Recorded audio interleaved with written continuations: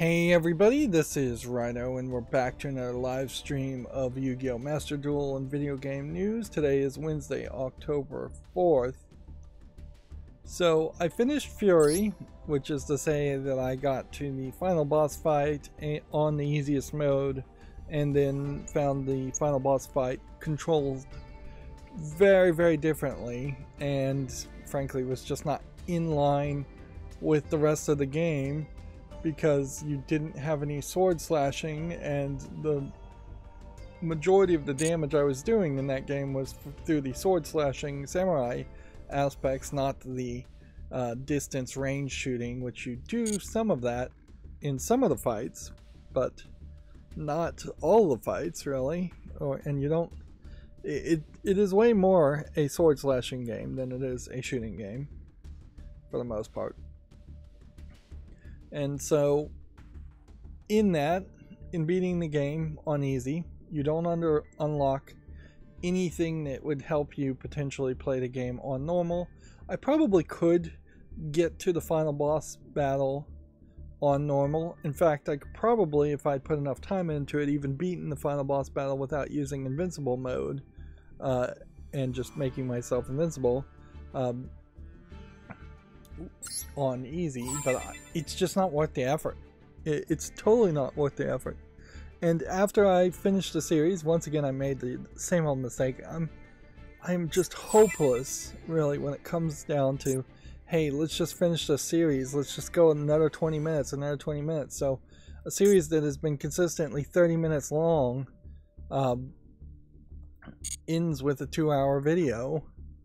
It's just insanity. It's completely inconsistent. Why is this selection pack being highlighted? Let's see what's in it, I guess. That's all we can do.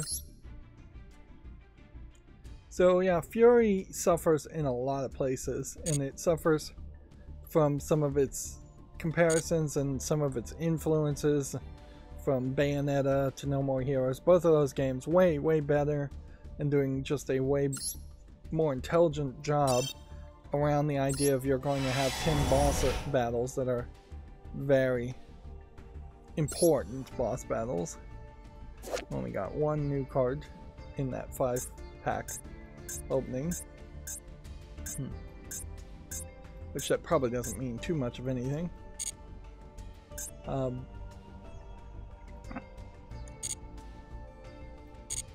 So yeah, it's just impossible to recommend Fury. It made me want to play Nier Automata. I went and looked, and I don't own Nier Automata. It made me want to play No More Heroes 2. I went and looked, and I don't own No More Heroes 2. If anything, after playing all this, I've realized that I have not been buying enough games. Like, as silly as it may seem, still having a fairly large backlog, that there is just not enough in the backlog of certain games that are in the top 10% of games on my wish list that I have not bothered to buy. So, like, clearly I could start making a shopping list right now. Is just get Nier Replicant and Nier Automata, No More Heroes 2. Bayonetta 2 is not on Steam, and very possibly will never come on Steam because Nintendo helped fund the development of that game, and I'm not sure there ever in a publishing agreement there was a negotiated step where the license would revert to Platinum Games after Nintendo made a certain amount of profit for Bayonetta 2, or after a certain amount of time, which a lot of publishers will make those agreements, but it's not universal, and it's often not mentioned or talked about, so the average gamer would never know whether buying a bunch of the Switch versions of Bayonetta 2 potentially would have made made it profitable enough that it would go into the hands of Platinum Games 100% as far as the license. Borderlands is probably a great example of a contract where that obviously isn't the case, because Borderlands has sold quite a bit. So if there was a clause in the publishing contract that the IP of Borderlands would have transferred over to Gearbox, that would have almost certainly happened. Now, there might be clauses, but the number probably is insane. Like 8 billion units sold, more units than the total number of humans in existence on the planet.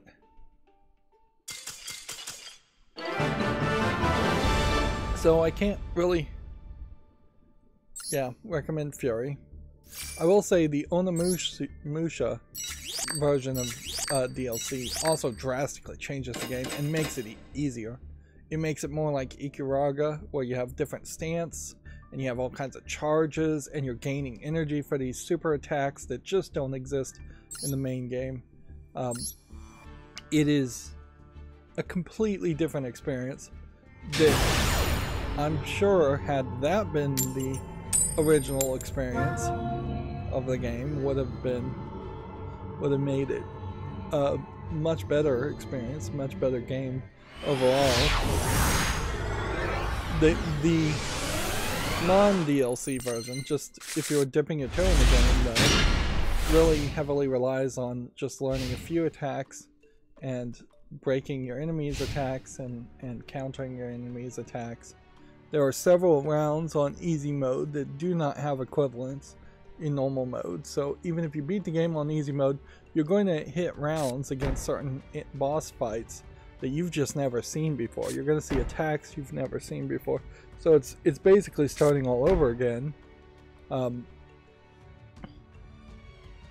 So theoretically, if money is no option, you'd want to buy the Onimusha DLC, play the game on normal mode the first time, struggle through that to unlock the hard mode, then beat the game on the hard mode. Although there is also an achievement for beating the game in less than 2 hours and 15 minutes, and you'd kind of struggle with that too, unless you're just a really good speedrunner. So I think I'll play Res Infinite, which is a lock-on shooter, since that's somewhat close. It's not really that close to Fury, and I don't inherently have to. I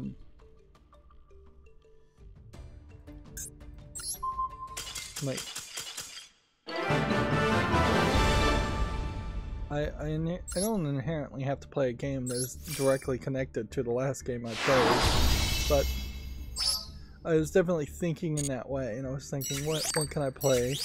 Like, at a certain point, I could play Hand of Fate 2, but that's not connected. Res Infinite makes more sense. Dragon Ball Fighter Z might also make some sense. I've dipped my toe a little bit in Fury in a fighting game, so dipping my toe a little bit deeper into a proper fighting game might make some sense. And I'll just keep on taking these quick victories. Like, we want to get as far as possible, at least the platinum, as quickly as possible, and then that just gives me more free time to work on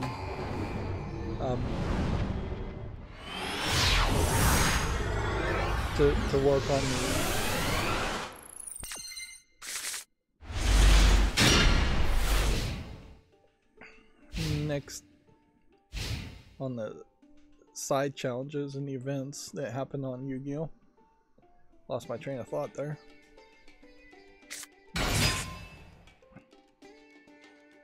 So otherwise, other than playing Fury, I maybe scheduled some more videos. The scheduling is getting pretty good now, so I don't have to pay too much attention to it.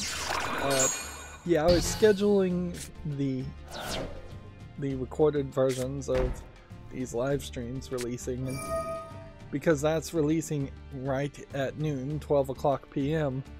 Or 12:01 p.m. it might make it easier to explain right at noon. No, it is 12 o'clock. There's no 01s in YouTube. They only go 15-minute increments as far as what you can schedule. But yeah, my program had a little bit of a math mistake in that, so it was trying to put it at 12, like 2400 in military time instead of 1200 in military time. So I had to do a little bit of tweaking there, a little bit of programming there, and inevitably one of the tricks that I'm realizing is that I can get more robustness in these macros if I wait for a page load event to happen, or use the command wait for page load.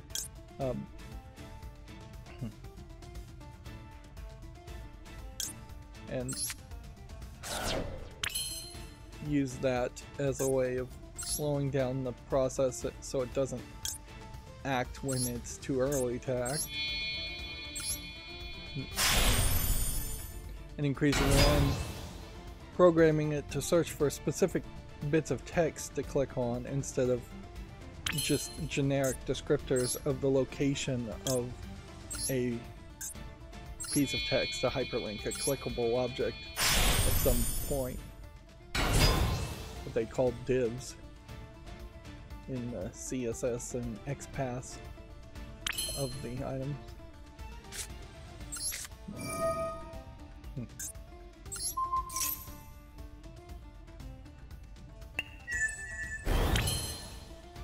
Let's see.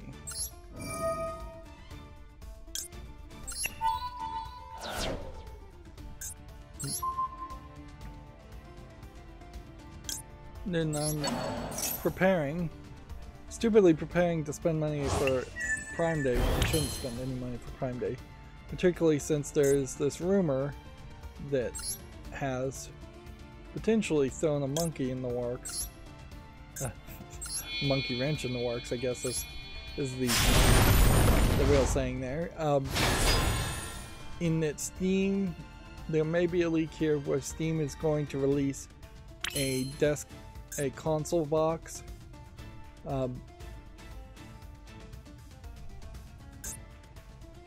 What's this say? Every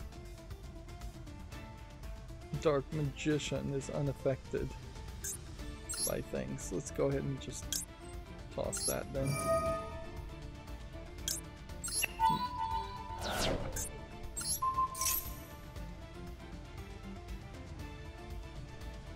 So if this rumor is true, and I saw this from Tyler McVicker, which his accuracy on Steam links and things, and Valve leaks and Valve News, he's the guy who ran Valve News Network. But yeah, he changed his name from Valve News Network to Tyler McVicker and started to try to make his challenge more focused around himself. But he's still doing some Valve News stuff that seems to have some level of accuracy. So he has this Valve Steam Deck TV console is leaked.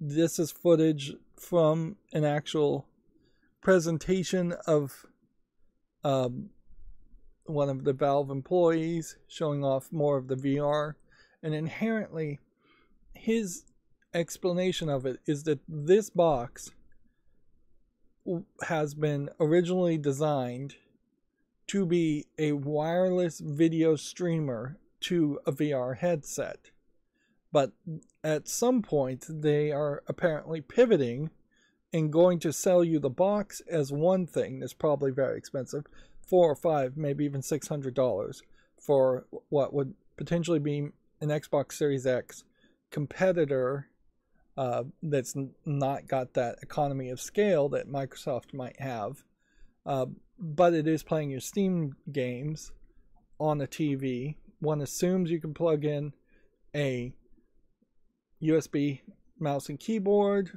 or wireless receivers of many kinds, or that it will directly connect via Bluetooth. Noticeably, it is important to point out that some of the older versions of the Xbox controllers do not connect through Bluetooth, whereas PlayStation 4 and 5 controllers do. So you probably would need a dongle receiver for the Xbox controllers, which it probably would be worth it to just include some technology to handle that anyways, because there's such a higher number of people that would be playing with an Xbox controller on Steam than PlayStation controller. But we have seen, and this might be some bits of evidence, that Steam is pushing towards more success, more integration of the PlayStation controller. So it seems like there's a bit of a pivot where they're going to sell you this device, and inside this device is going to be the technology to buy a secondary $500, $600, $700 VR headset and be set up there. Of course, the problem with that is you're talking potentially $1,300 for a console device and a VR headset, which is maybe not that far off from what is actually available from PlayStation 5. The ring here is a capacitive touching button that turns on, that they got a patent for whenever you get close to it. But yeah, the wire here, potentially just a battery pack not wired into this. And this certainly for me throws in the monkey works. This is a prototype box. It wouldn't really look like this per se. Here they're talking about the patent. Now, rings could illuminate when you get close to things by just a presence sensor, millimeter presence sensor, or a cheap infrared presence sensor. The Ecobee and Nest thermostats have just a cheap infrared sensor in front of it that's always sending out a signal of infrared, and if your body bounces the signal back, it illuminates, and that works perfectly fine. Notice that Tyler McVicker has this speculation button in the top left because everything he says he wants labeled as speculation, so you don't have the problem that he often would have, or Kotaku would quote him directly as stating absolute fact when he's really just speculating with some level of understanding. That he does a lot of deep dives into the updates of the Valve Source engine and Counter-Strike Go engine, and so he's seen programming comments and assets for programming that look like they are actually working on these projects under code names like Galileo and Sephiroth, which he then has to speculate as to whether Galileo is this box. Now the problem with this 10-minute video is he really has nothing to say, and that's the problem with a lot of Tyler McVicker's videos, is that he's got this one picture of potentially a prototype that may be a gaming console, and he's got nothing else really to say or show. But it throws certainly a monkey in the wrench, a monkey wrench in the works, in that I was fairly confirmed that I was going to buy a Steam Deck refurbed and work on it, and set it up nice and then give it away to some nieces and nephews. Give a few of them away to nieces and nephews because of the whole Steam family share being the legitimate thought there. And you probably should engage with Steam family share as quickly as possible before Valve and Steam tries to pull a Netflix and then actively says, no, actually family share was always supposed to be done inside the household, not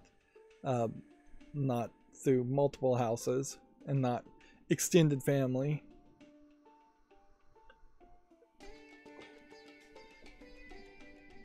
But it makes a lot more sense to buy a bigger box and plug it into a TV. A heck of a lot more sense. Like, also they've said that the Steam Deck is going to be its performance threshold for a couple years. That they're not interested in making a Steam Deck 2 to only slightly improve the specs, which would only really cause market confusion. I think they should make a revision of how the Steam Deck is built, but I think that's just internal circuitry that needs to be moved around. The fact that the M2 slot, the memory, is basically directly on top of the Wi-Fi chip and then has to be shielded from the Wi-Fi chip also implies that the Wi-Fi chip is broadcasting a lot of its signal into a shield that is probably just reflecting it back on the circuitry and is going to prematurely kill the circuitry, or it's just wasting power.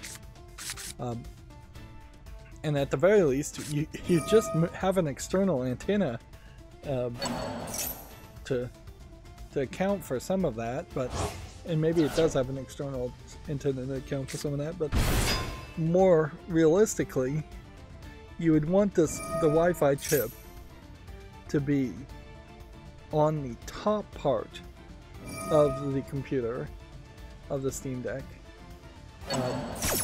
above the CPU, and then the memory chip could easily still be where it is at the bottom part.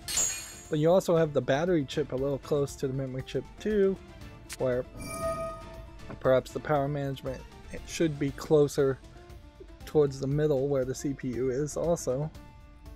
There's just a whole rethink of circuit design when you look at like the Raspberry Pi 5 and how they were talking about the design of the Raspberry Pi 5 since it's just been announced, and how they have made it really they had to rethink everything to use their own Southbridge chip to move all the circuit paths and all the connections around to take up less space and to optimize the placement and layout.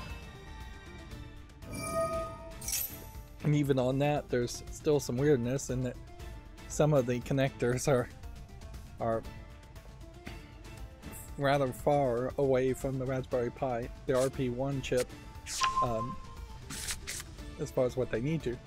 But that kind of miniaturization and circuit layout, you really don't have to worry about when you're talking a console. You can basically just put a mini ITX motherboard in here, effectively, something about the size of that. It'd probably be custom silicon with a custom RAM, maybe upgradable RAM, but like custom CPU soldered on directly.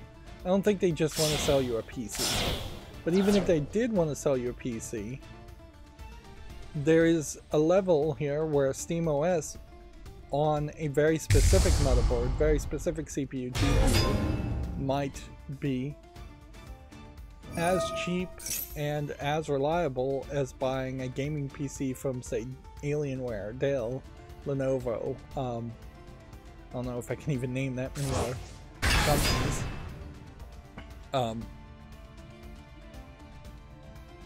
The power is in the integration of SteamOS, as far as what a console that probably really would be just a computer could do.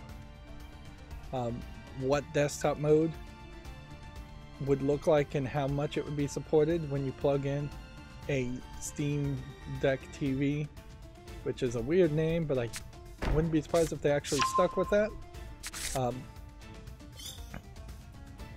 Because, yeah, if you're going to try to sell this particularly well to parents, saying you can do your homework on it, you can Zoom on it, you can do online classes on it, all that needs to be fairly real instead of just fake claims on SteamOS.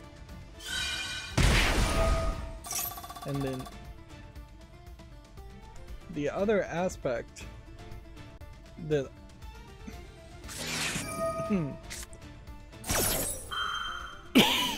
sounded like the audio messed up there as I closed the tab. I never did figure out exactly what was going on with that.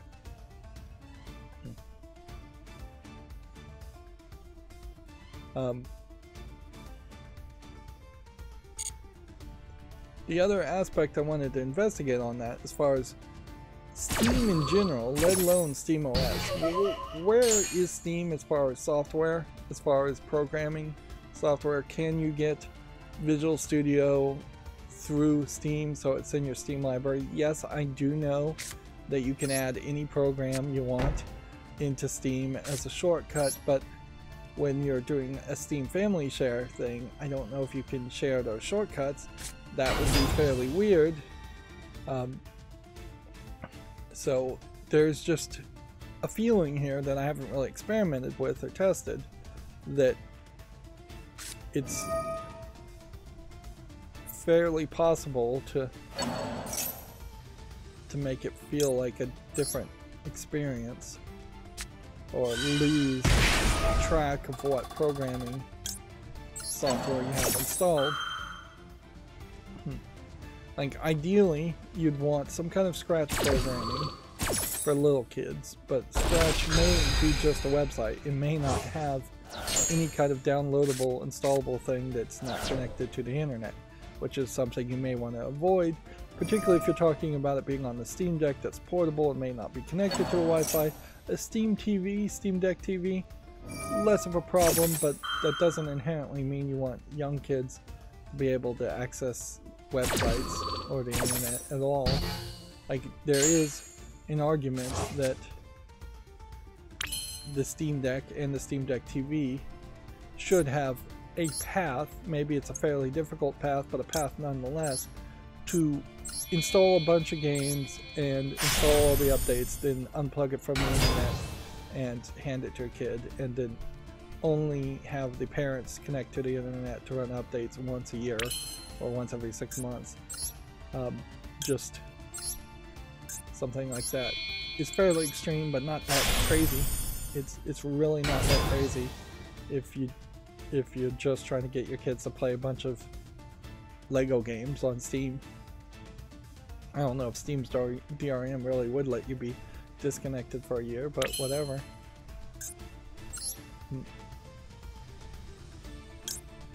In particular, you could uninstall the browsers on SteamOS, I guess, and if you uninstalled the browsers, then it could still be connected to the internet and you'd be fairly safe for kids. Now, the better thing certainly would be to just have AdGuard Home set up in some way to ad block adult content, but that all is going to severely depend on the parent and the age of the child and the mental age of the child. Unfortunately, at first glance, as far as the category of software, the featured games are not really what I'm looking for, or the featured software on Steam is not really what I'm looking for. You have RPG Maker MZ, RPG Maker MV. No wonder there's so many RPG Maker games when there's several different versions of RPG Maker being offered through Steam. Whereas other programming languages like Unreal Engine and Unity Engine are nowhere to be seen on the software side. And a big part of this almost certainly is that Valve is taking some 30% cut on software that can be fairly expensive, such as Adobe Substance 3D Painter 2023 for $150. So any open source software just doesn't seem like it's as capable or as likely to list themselves through like Steam Direct. And then it's no surprise you also have a fairly large stretch here, and that Wallpaper Engine is being considered a piece of software in general.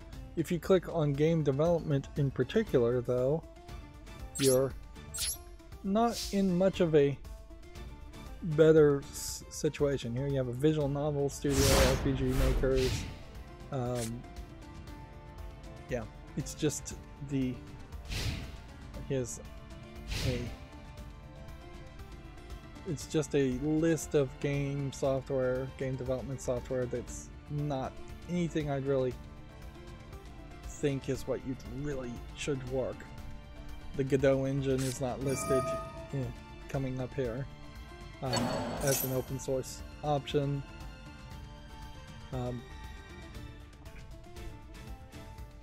Things being labeled as utilities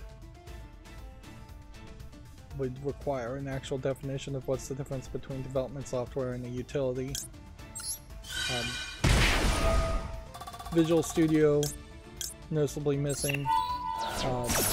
Nothing for Python, nothing for Scratch seems to show up as far as an IDE, a integrated development environment.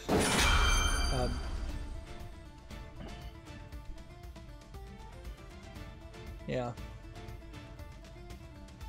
Nothing for Arduino. Like, there's at least 4 or 5 free softwares you can install that you just have to make your own shortcuts to. And that is certainly one of the elements that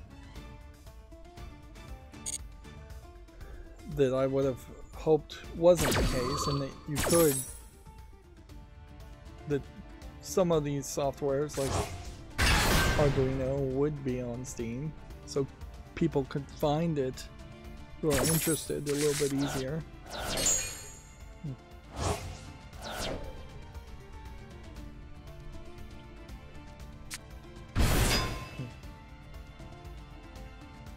Although inherently it is pretty obvious that Valve doesn't really care and doesn't really want software, which is the other thing they certainly could do. They could just say, hey, we're just not letting any new software on. But that's clearly not the case, because the coming soon here under free has several, and then under free in general, nothing wants to even load up. There we go. Yep. Driver Fusion Best Driver Update and Backup software is probably something you shouldn't use. You have the same problem also with like RetroArch and emulators, in that even with RetroArch being on Steam, it's still fairly difficult to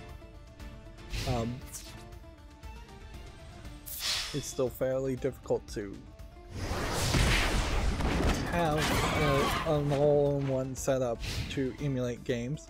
Which, speaking of emulation, with the new Raspberry Pi 5, GameCube game emulation looks like it's on the possible list now, whereas they were really struggling to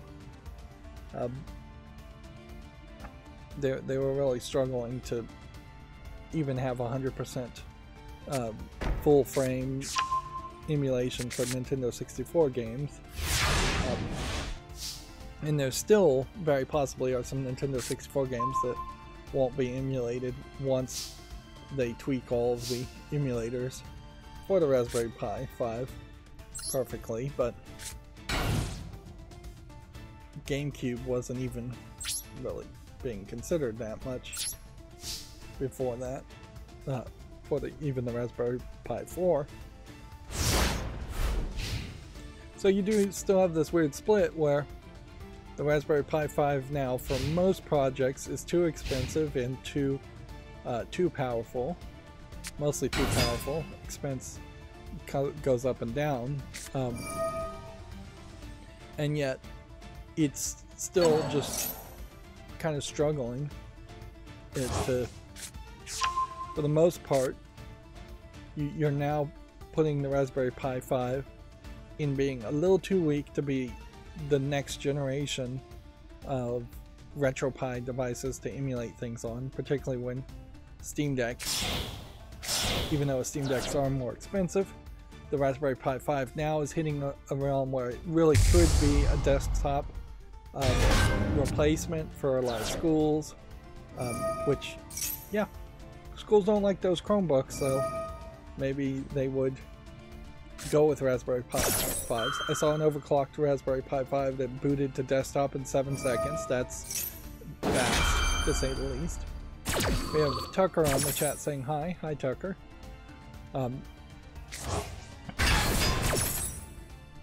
But yeah, for most projects, I'm potentially going smaller, like not bigger with power.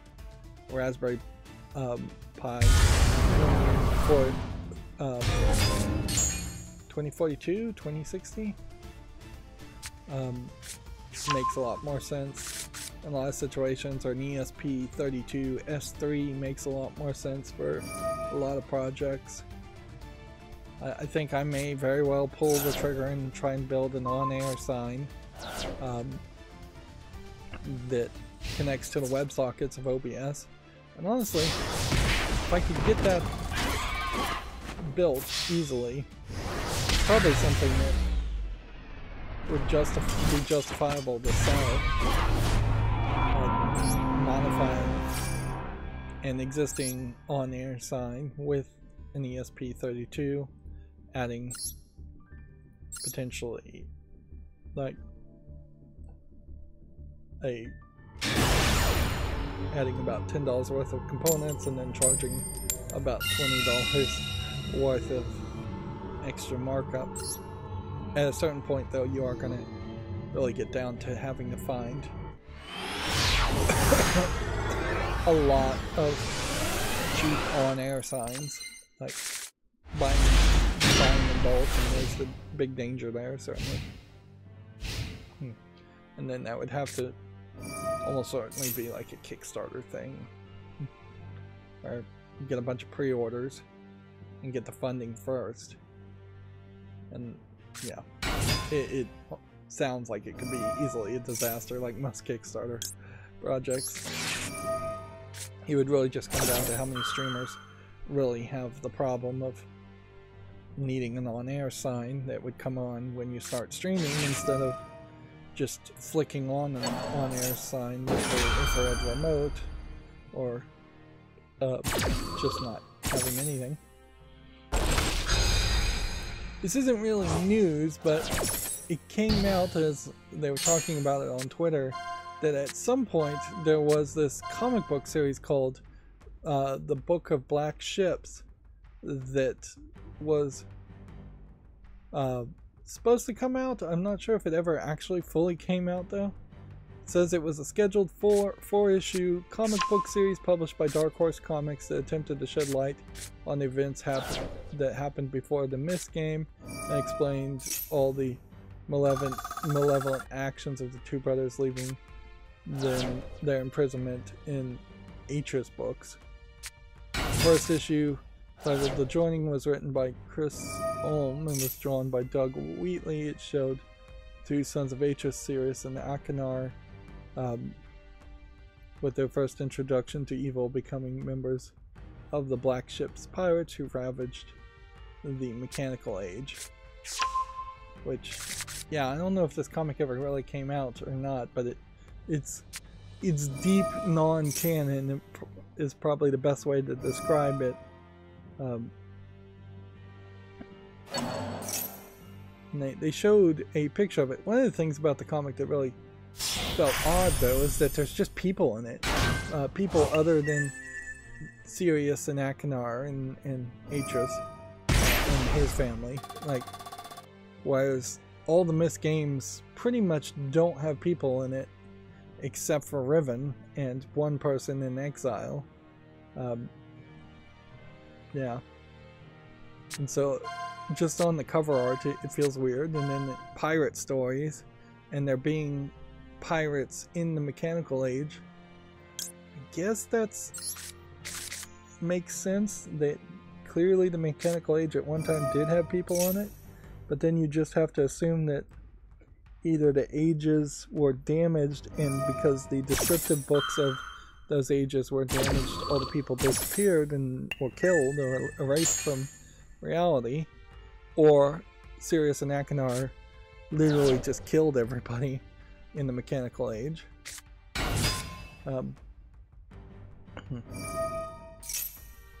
The second issue,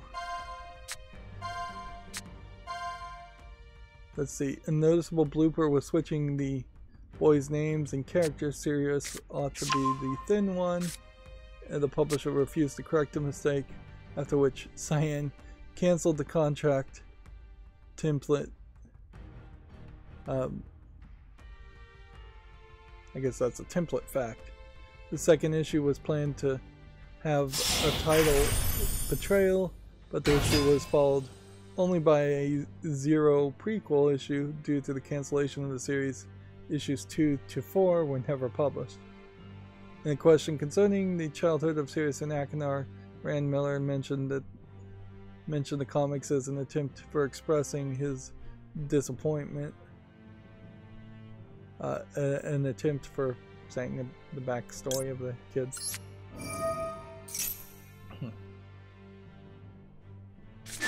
It's, generally speaking, not that good of a story either. It is way better of a narrative and a theme to say that Sirius and Akanar, being the child of effectively a godlike creature like Atris, who can make description books and make ages and make linking books, that this is a case where Atris gave everything with really no limits to Sirius and Akanar, and it's no surprise that they grew up with basically no self-control and no knowing of right and wrong, and eventually became corrupted by their own power and the own influence that they were given. Atris is effectively a bad dad. He's probably one of the worst fathers of the few listed fathers in video games, because he just wasn't paying attention to his kids, and he was not giving them any boundaries to live within. He himself not really living with boundaries. Even his daughter, really not raised with any real self-control. The power just corrupts too much, I guess. So, with that being generally the theme that's implied in the games, you undercut that theme terribly by having a comic book and saying that this outside influence of pirates is the thing that infected them. Even if you want to roundabout say that pirates were actually created by Atris when he created the mechanical age. Why do I have so much life there?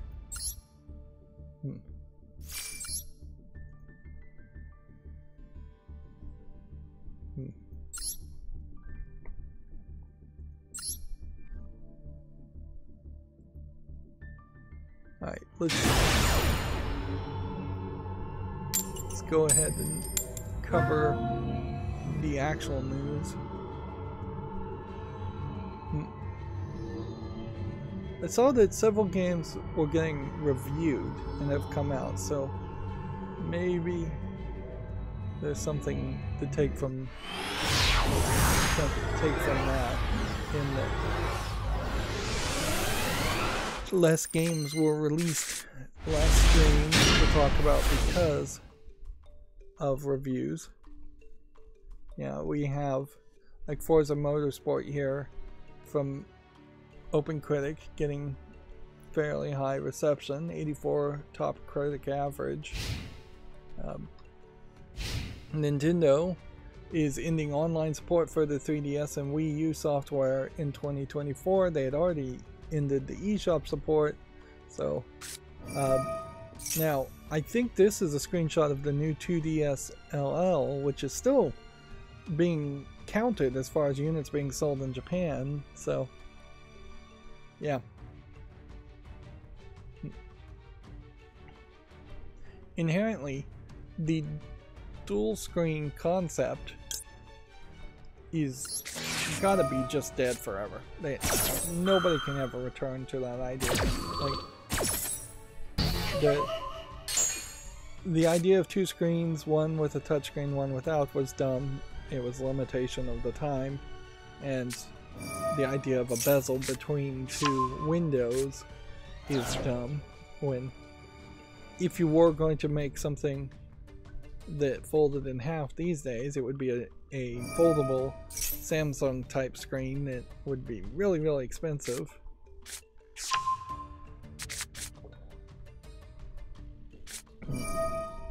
With no bezel in the middle, or you just have a device that has one big screen and then the capability of software-wise being split into two different windows.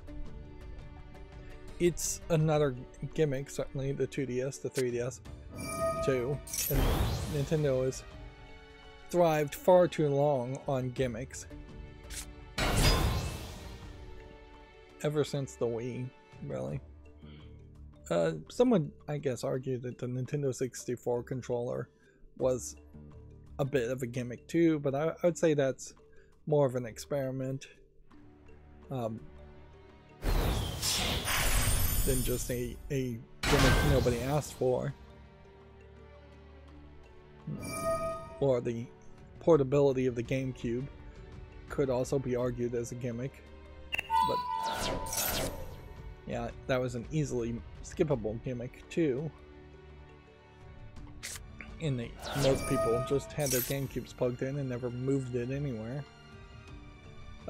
Assassin's Creed Mirage, according to Video Games Chronicle, is 4 out of 5 stars. It's a thrilling throwback to the series' heyday, they say. So another game that seems to be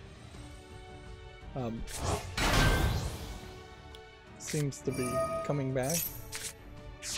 Hitman Blood Money Reprisal has been announced for Switch, iOS, and Android. So this is a Hitman game. 25th anniversary of IO Interactive. Remake of Hitman Blood Money. Reselling of it. Well, they're owned by Embracer Group, and Embracer Group is looking for as much money as possible, as much good press as possible. Also, a Hitman World of Assassination IO 25th anniversary events have been announced. A new series of events are set to occur in October. I assume a lot of this is for Hitman 3, though. Let's see. This may all be for Hitman 3 or the Hitman game. Whatever the most recent Hitman game is called. I think it may just be called Hitman.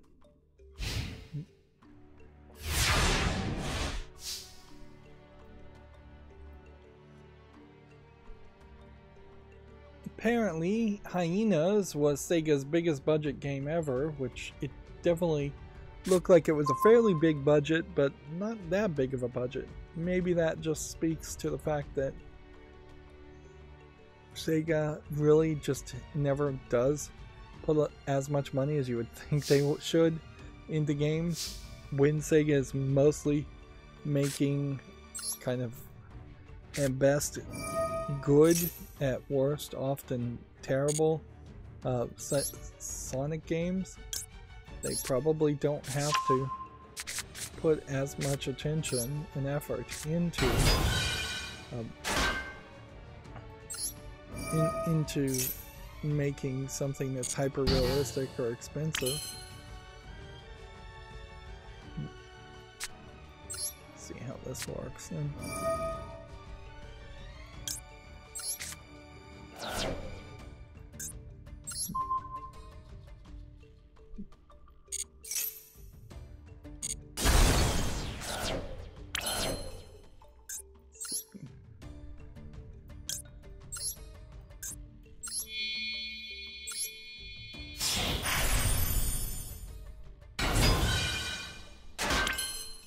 Okay, so this guy is going to rotate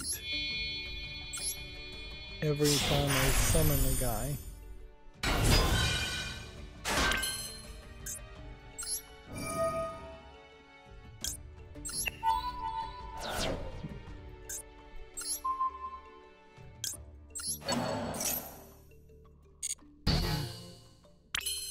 And he's going to counter every ability I try.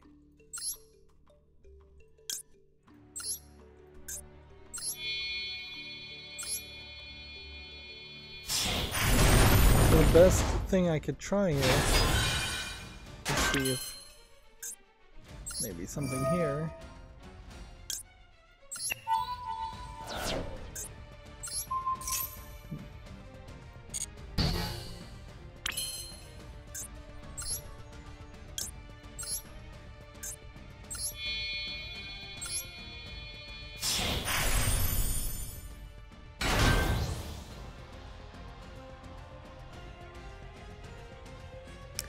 I've got nothing. Absolutely nothing. The Returnal Studio, which I was thinking about this game and couldn't even remember the name of it. It's a pretty bad name. Housemarque is relocating to, quote, an advanced gaming headquarters.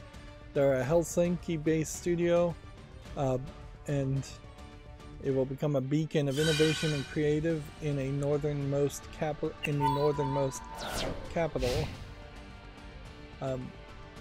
Which I guess the question here is: are they moving to a different location, or are they moving to a different building? Yeah. The new studio will be located in Helsinki, the nation's capital. This facility will not only be a testament to our rich gaming legacy, but will also become a beacon of innovation and creativity in the northernmost capital.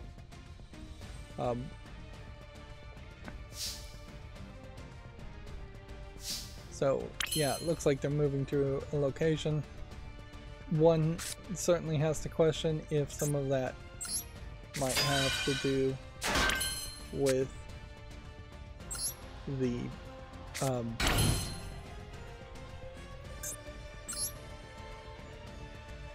if some of that may have to do with the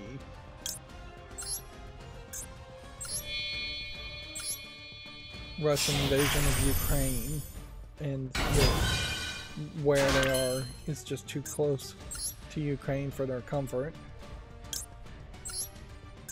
But it may also just be maybe some nationalism or just some logistics, in that it may... This isn't going to work, is it?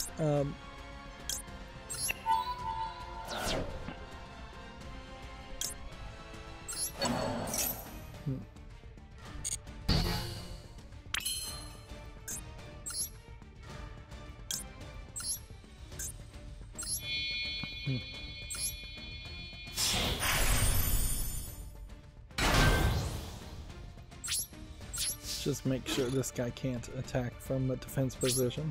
I don't really no reason why he wouldn't be.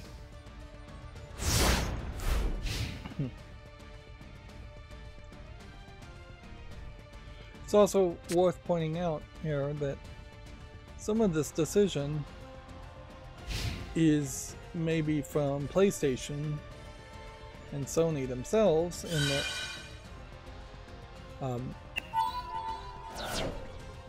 in that they are a subsidiary of PlayStation, basically a second party, if not technically first party, I guess technically first party team.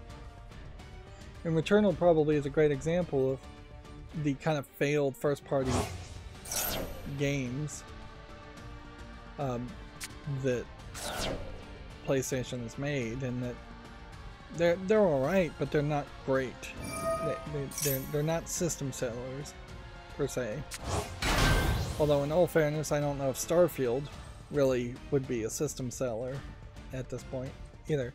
Pretty much all system seller games are selling systems before the games come out, and as soon as people start actually playing them, they get a smack of reality to the face, and that the games are not as good as they were sold as. I saw there's a lot of people on the Starfield subreddit making it to the front page, and one of the posts I saw was how playing as a pirate, playing as a thief is just not a fun experience at all in Starfield for that person. And yeah, that sounds like a problem if that's a common experience, that you're constantly people are not having fun for one reason or other. Video Games Chronicle also has a 3 out of 5 star review for Detective Pikachu Returns, calling it an enjoyable, if very simple, mystery adventure. It probably is very much for little kids, and like all the other Pokemon spin-offs, it's probably not much of anything. If it's not buggy, you probably should call it a success on that alone, because if you start to think about the current situation of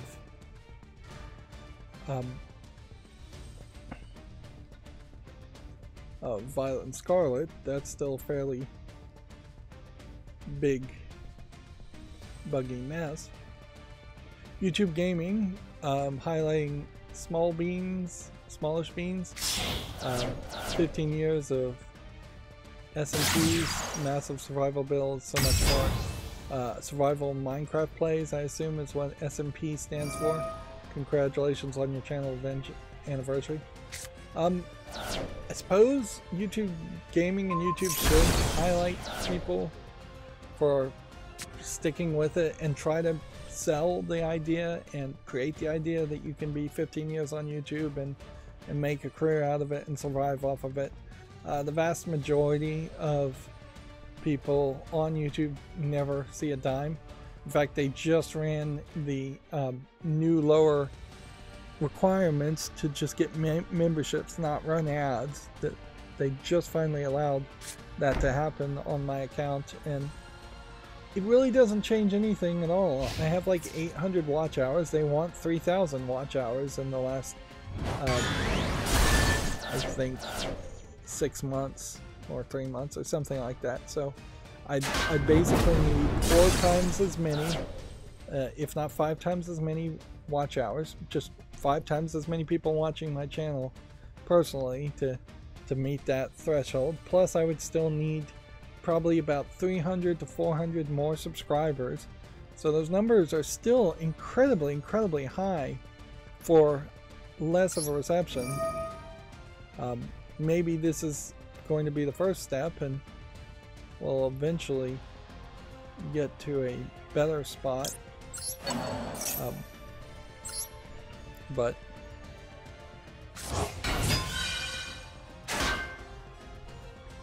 at the moment, ever since they changed the original requirement, which was to really just have, I think, about 1,000 watch hours, which I'm still fairly low, and some of that is competition, some of that is probably just not being recommended by the algorithm and the algorithm changing.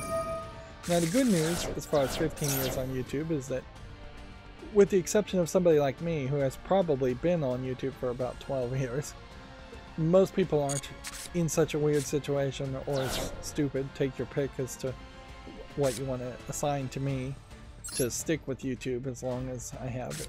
And on the other hand, I know I have actually affected people, just not enough people for YouTube to care. I've seen comments of appreciative fans. I've interacted with people. People have actually enjoyed some of the content I've made.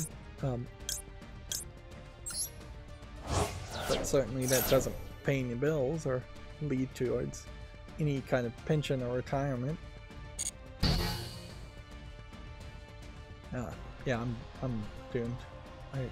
Let's see. Is there anything we could do here? We'll just see if we can get some daily quests done here and then we'll surrender.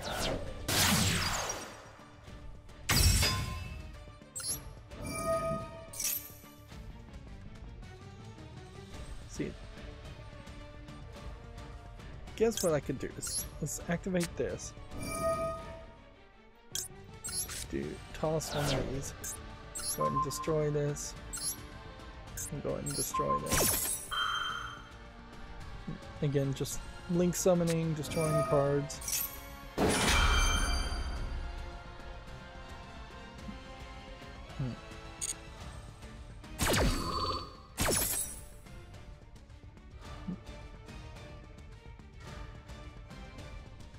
Like, ideally, the hope is that there would be potentially some massive peak of success for YouTubers, small YouTubers, or that there could be some retroactive rule or law enforced on Google where they, in YouTube, where they said, no, you've been profiting off these people's videos and potentially running ads on their videos, so that it's provable that you've been profiting off of it, so now you have to give them some kind of back pay or give them some kind of pension, class action suit or something.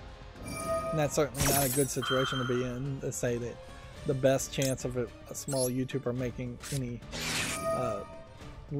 anything close to a livable wage or any profit at all would be to hope for a class action suit against YouTube and its monopolistic stance, whether it's work to build it or not, being the only competition out there. Really? There is something to be said around the Minecraft streamers too, being basically the only kinds of streamers out there that have succeeded in the past 15 years as far as gaming streamers. That's not true, of course, but there is certainly some feeling to that being true, in that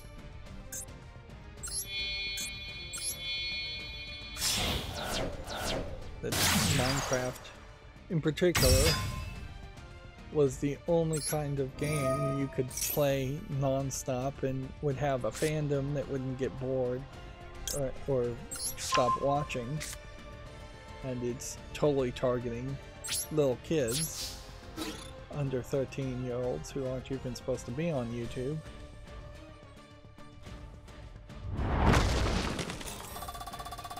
Oh man, I should have attacked this and seen if I could destroy that, although that really wouldn't have changed too much. This one can't go in attack mode, though, and only these two can attack. Well, something about that finally destroyed it, so finally. So, it'd be funny if I actually succeeded here, but I don't think I can. I guess that guy probably had to destroy himself to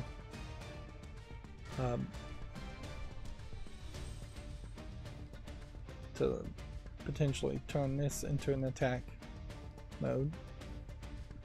I still potentially could turn this around, though. We have a Video Games Chronicles article here. The Mario Bros. Wonder director has credited younger developers for new ideas. We actually went ahead and brought in a lot of younger people into our staff. Now, what does a Japanese person mean when they say younger persons? Do they mean somebody who is 18, 19, or do they mean somebody who's 45 when they personally are 55, 65, 75? Like, younger can mean a lot of different things, particularly when you know that in Japanese you always have that senpai relationships. I think it's senpai kohai, might be the opposite direction. Mostly you hear senpai though.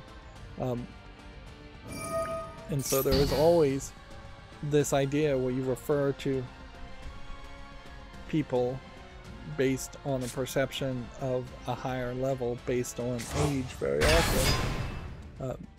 So that could be getting lost in translation a little bit too. But yeah, it's not a bad sentiment to say by any means. It's a very smart and wise thing to say. Hey, Nintendo is bringing in new talent. We can't just live on Miyazaki being the one that gets all the credits in Mario games going forward, because they're basically going to, in the next couple years, see Miyazaki retire, and they're going to see they're gonna see the Smash Brothers creator retire, and I don't know if there's really that many other people in Nintendo that have a lot of prestige. Yeah, didn't even get all the daily quests done. Oh well. That's enough Yu-Gi-Oh! For today though. Well, I've had enough of Yu-Gi-Oh! For today. Yep, I'm still playing my cell phone games, same old cell phone games that I'm experimenting with and hitting walls increasingly as far as just running out of stamina or not being able to defeat bosses. One of the things about Memento Mori that I've recognized is it kind of has a weird system in which it encourages you to make a team that are all green element based, and you get a bonus for that, or all red element based or blue element based, whereas normally you would make a team where it was just one character of each element only, and yeah, weirdly it didn't work that way. So I was stuck for a couple days against a boss, and then I started to learn more of the system in it, and I'm like, oh, actually I can beat this boss. I need to do what is exactly the opposite of what I would expect I should do.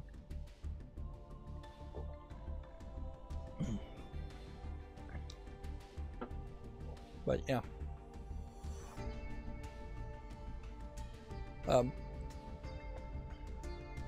The veteran Resident Evil producer, which really means nothing because so many different people have had their hands involved in Resident Evil, like is sharing details on his NetEase games. This is Hiroyuki Kobayashi, or GPT Tracked 50. GPT Track 50 must be the game set up last October. He left Capcom after 27 years. So in part, you may see this two parallel narrative that gets talked, where you see people working at established companies like Capcom for 27 years and then leaving.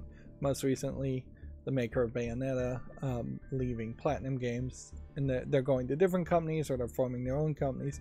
So the old people are stretching out to do something different, and you're going to hear a little bit less of it, but you're going to expect that there's going to be a new generation of programmers that are brought into companies like Capcom to replace that old talent, and that potentially even get praised more in a more modern mentality than the old people were praised for their work. Which, that parallel path narrative could lead to more games, better games, hopefully, one would hope. It could lead also just to worse games, and there is always the possibility that you have companies, established companies like Capcom, just leaving the game market or making less games in general, giving up. Konami really is a great example of one that should just leave the game industry and never return, sell off all its game licenses. which that is something Microsoft could pull off, I think, is particularly during the pandemic. If they had just handed a big bag of cash to Konami, Konami probably would have been more than happy to sell off its gaming division. Well, not during the pandemic. If you'd done it right before the pandemic had happened, if you wouldn't have known the pandemic was about to happen, but right before COVID-19, Konami wanted nothing to do with video games. So if you had offered to hire all of the Konami programmers as Microsoft and purchase all the IPs, Konami probably would have done that. They probably would have wanted way more money than it was worth, but that certainly would have helped Xbox get a leg in the Japanese market way better than anything else they've done. Alright, I keep trying to dodge the story until the end, but let's just cover it now. Apparently, some ousted Ubisoft execs have been arrested on sexual misconduct charges. It's a real arrest, so I guess we have to take it seriously. This isn't just a Me Too cancel culture thing. There have been complaints inside Ubisoft of inappropriate actions, and certainly this might be the French government overreaching, but we really just have to, as outsiders, as a United States citizen, I have to just put my faith in the French government and hope that this isn't just some kind of weird political arrest for some other reason.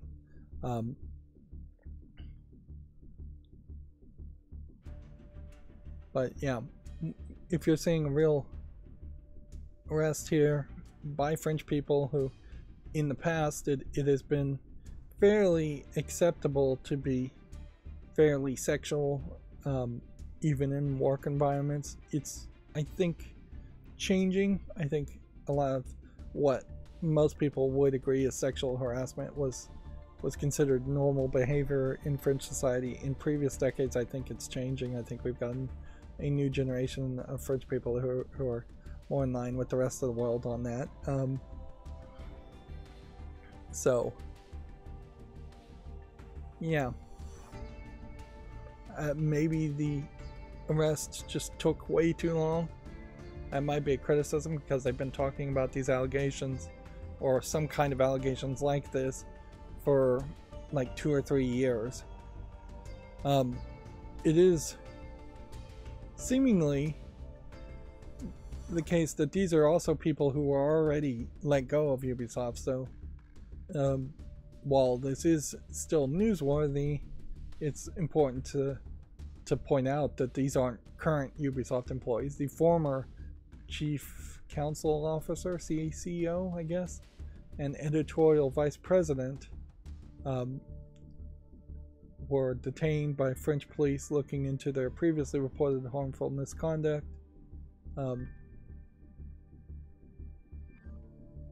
The allegations of inappropriate behavior is important here as far as which story this is. Let's see. The CCO, Sergei Hoskoyet, I'm not going to try and pronounce that too many times, departed Ubisoft in mid-2020, just a handful of weeks after initial allegations came out. He'd been accused of misogyny and homophobia behavior, which had allegedly been overlooked by the HR head, Cecile Cornet, who exited the company alongside Horcoat back then.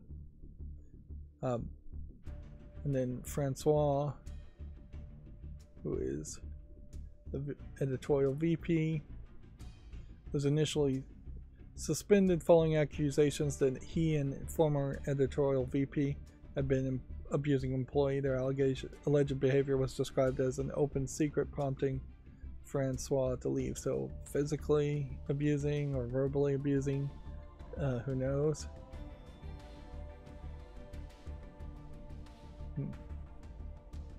He said he left. Ubisoft said he was fired. Which, if anything, that really highlights that Ubisoft did the right thing in that case.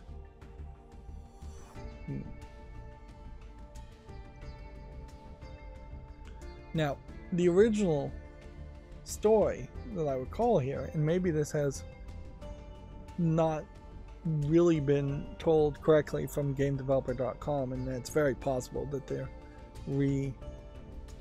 rewriting history here, was that a lot of this came down to people putting porn stars' heads on people's bodies and doing this internal private joke, still on internal email servers or internal computers, which is not appropriate, frankly. And that the IT department basically went on strike, and I'm not sure they succeeded on that strike. They refused to work basically because of these pictures that the IT department found. But it definitely seems like there's a lot more going on overall now. And these allegations, as I'm scanning here, don't even feel like they're part of that story. So yeah, seems like this is just completely different, way worse allegations, which would explain why they would actually be arrested, or at least questioned, detained,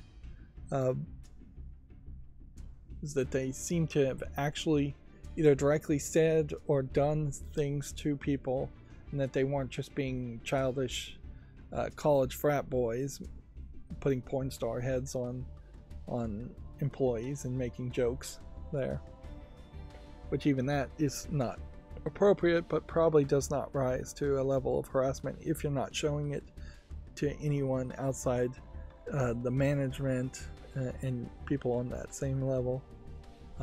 Nobody wants people talking behind your back, but management is constantly talking about employees behind their back, and almost any job there's room there for them to make a joke or verbal joke or statement. And it's pretty much impossible to have free speech if joking about people or talking behind people's back became illegal. But harassment and assault and things like that certainly can be made illegal. If anything, I feel like this story really just highlights the difference of when you have a story that is actual news, and I hope I'm still enough in the middle as far as being willing to see common sense, or have some common sense. But yeah, this feels like actual news that should be reported on, whereas the IT team refusing to work and going on strike because of the porn star pictures story, which that story, as far as I know, never went anywhere. I think the IT team just eventually got fired, or they're technically still on strike, and they've just been replaced with scabs effectively, and would never be rehired. And I imagine the strike may eventually just run out of money or run out of steam and support.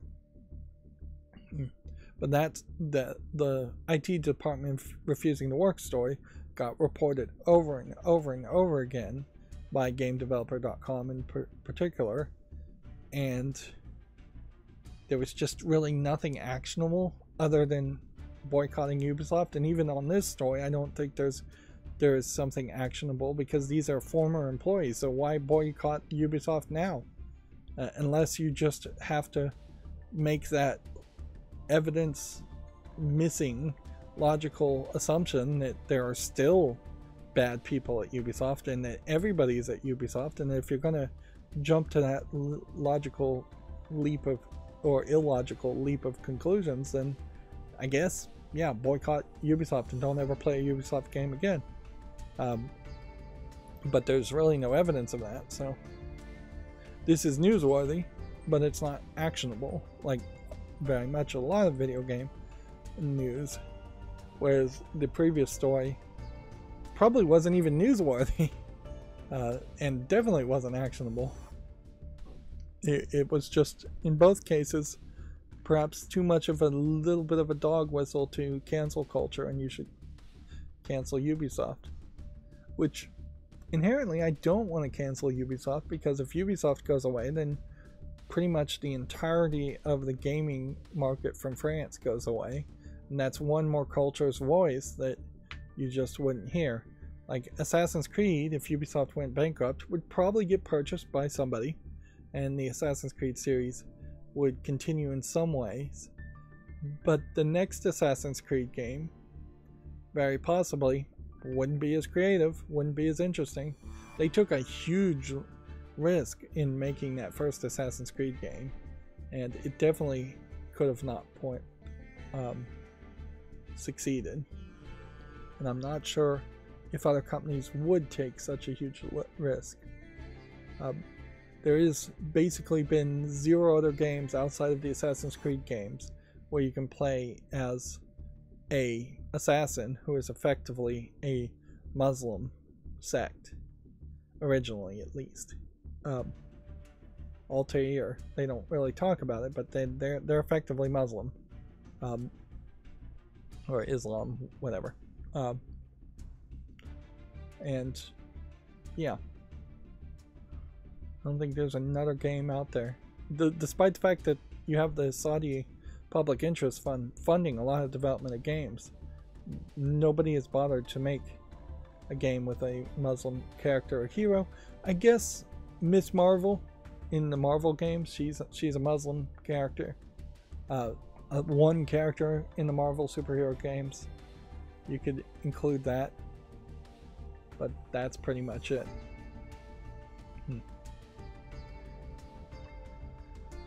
Second Dinner is increasingly, I'm seeing, having technical difficulties, and I think they've really just pretty much jumped the shark at this point. They were selling every new update on a gimmick, but the next gimmick here seems to be focused heavily on like werewolves or vampires, Bloodstone. As far as the next season of Marvel Snap, I've uninstalled Marvel Snap from my phone at this point. I've completely given up on it. But yeah, having technical difficulties a year in, it's not great. It's not a great look. It's not terrible. Everybody has technical difficulties, but it's not great. Fortnite is bringing in-game age ratings to player-made content, which I assume this is a self-reporting system.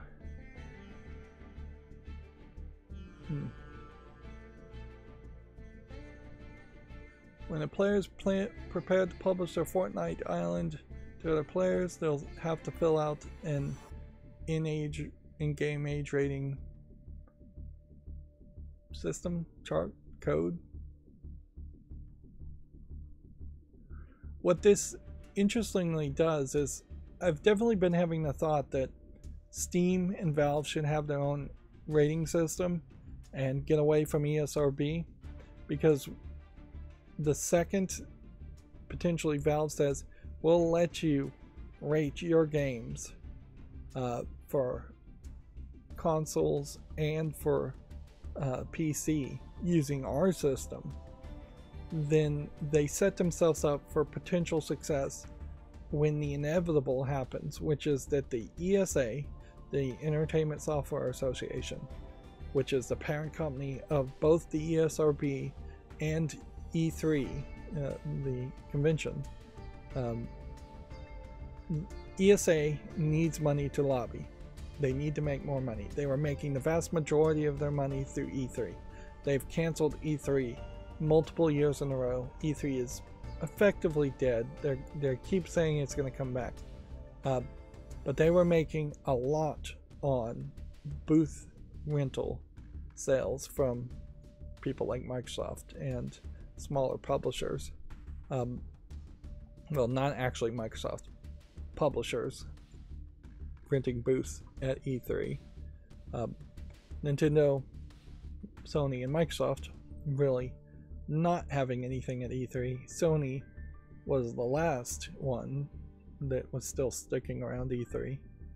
Microsoft has its own presentations that are not technically part of E3, so they weren't paying the ESA.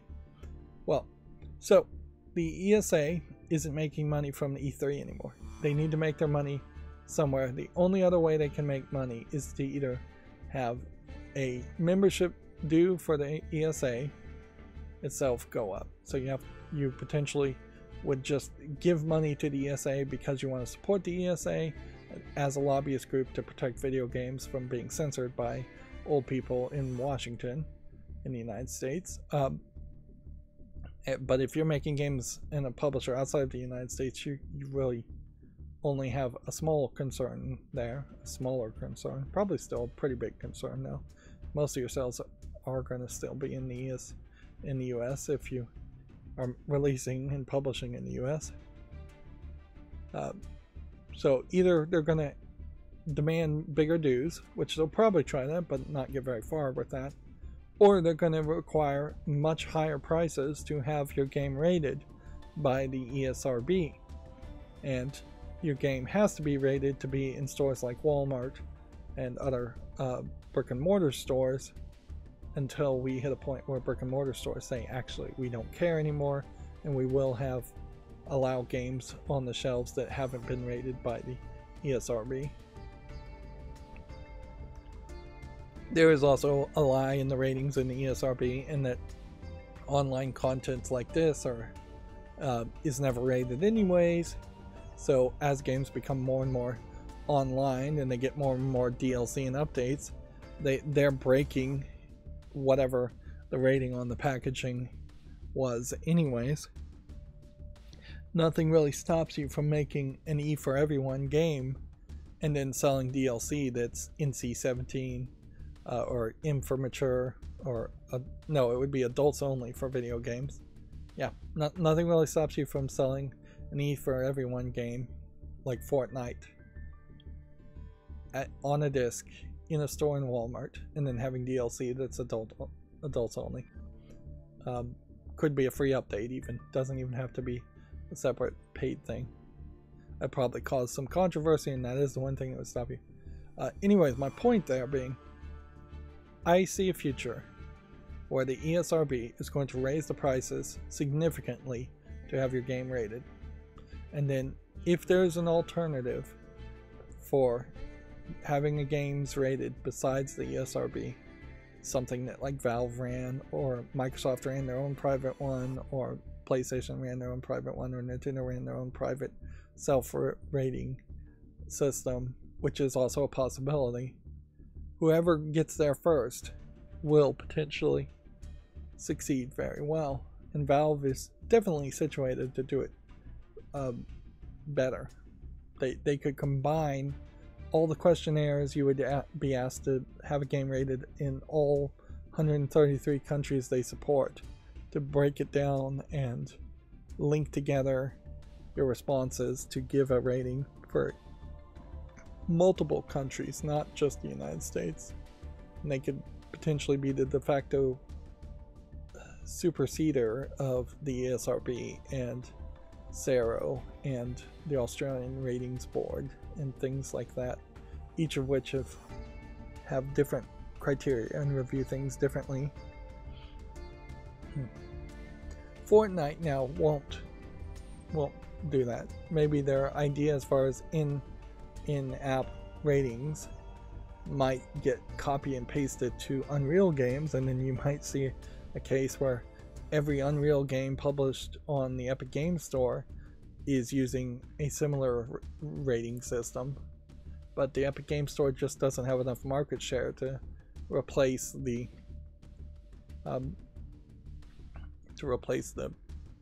ESRB ratings. Moving on, Boomerang X developer Dang! Is shutting down due to a lack of funding. This is honestly news we should hear a lot more. Very often we see just massive layoffs and attempts to continue until a company just gets smaller and smaller and then eventually gets acquired. Unfortunately, capitalism really does push more towards the idea of selling your company off instead of just shutting down. If you're a private company though, and you don't have shareholders and you don't have debtors, shutting down is probably a smoother experience. There's a quote here: "Thanks to all of you who have shown us all the love you've shown us over the years, and thanks for playing Boomerang X." I don't know this game per se. Looks kind of interesting. Does that mean this game will go away from sale, or will it just be in a case where the game is just going to disappear, or it will just be in this stagnant situation where Boomerang X will always be on sale? See, shutting down in particular is actually legally fairly hard to do. It does make a lot more sense to potentially have Boomerang X always on sale and have the owner of the company getting all the profits from that sale, but have no employees and not actually work on the new project. And you know, companies going into hibernation as a concept isn't a terrible thought either. A lot of video game companies probably don't have a good project in mind, and they just don't have a good concept anyway. So if they could go in hibernation, if the employees could go work for another company that does have a good idea instead, it would be nice if there was a job pool and a unionization type thing like that, where employees would go get trained, go get educated, be put in the job pool, and then once another company needs a new employee, they pull from the job pool to hire those people. Of course, that doesn't introduce new talent, instead favoring senior talent of people who had been laid off. But yeah, it isn't a terrible thought. Apparently, Capcom's greatest ever catchphrase has been decided by its players. The publisher celebrated with a round of crossover wallpapers. The winner was Objection from Ace Attorney, which the other options were Itchy Tasty from Resident Evil, So Tasty from Monster Hunter, Let's Party from Sengoku Basara, don't even know what that is, and then Tuin Tuin, the death sound effect from Mega Man. Which, okay.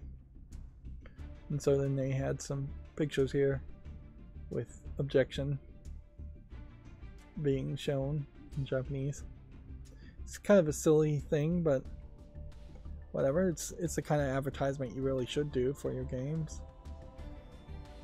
Nintendo's president says it will continue to support the Switch next year. I don't feel like there was really any real threat of them not supporting the Switch until the fiscal year ending in March 2025.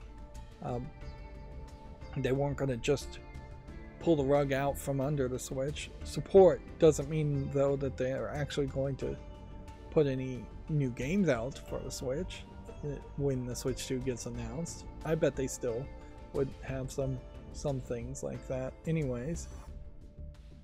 Like, honestly, whether it's a cartridge or a disc, at this point it makes a lot of sense to have software that is much like the DVD Blu-ray technology that, well, no, it wasn't the DVD technology that could do this, but it was the Blu-ray technology that they introduced, where a single layer Blu-ray disc has all of the like 1080p regular Blu-ray footage on it, but as you got down to the second, third, fourth, fifth, I don't know how many layers a 4K UHD Blu-ray has these days, as they added new versions of the technology, they would add more depths of color, more frames into the other layers. So a 8-layer Blu-ray disc, assuming 8 layers even exist for a 4K UHD, could be put into a Blu-ray disc player that only could play 1 layer, and it still would play the movie fine. just not as high of a quality. Same thing should be for video games. Like a single executable on a cartridge should be able to play things on the original Switch, and that secondary cartridge should then put a just more visual texture assets for a Switch 2. I actually saw that they seem to have a new physical version of the SD cards that have a few more metallic pins to it where you can read and write to it faster. I know they've been upgrading the speeds in general on SD cards, but it's all been physically the same number of pins up until now, but apparently they couldn't get any faster just with the internal technology and needed more connectors. But it's still backwards compatible. I'm pretty sure these SD cards still would fit in an old SD card reader and just read at a slower speed. Microsoft revealed a Gold Shadow Special Edition Xbox controller. And the thing about this is, on top of these just being generic, different color skins, this really reminds me of the time when gold was particularly cheap. It was the good days in the United States in the 90s or mid 90s or so, when Pokemon was first launching, basically. And Nintendo had a lot of gaudy gold stuff that they would do. Gold controllers and things actually covered in thin layers of actual gold because it was so inexpensive. And yeah, we've been in a declining financial state to the point where gold is being hoarded and is more valuable. So we haven't had anything that gaudy in a long time. But it really was gaudy. I hate to use the same word over and over again, but I'm not sure I can think of another one. It was just a ridiculous, opulent, I guess maybe be a good word to use, time where things were getting covered in gold. Nowadays, like the iPhone 15 Plus has titanium in it and people are showing off with that, or just a white iPhone back is more valuable than something covered in gold. I think there's also a fairly quick turn away from jewelry from newer generations too. So people wearing gold chains and gold jewelry and rings and diamonds is a little less common also.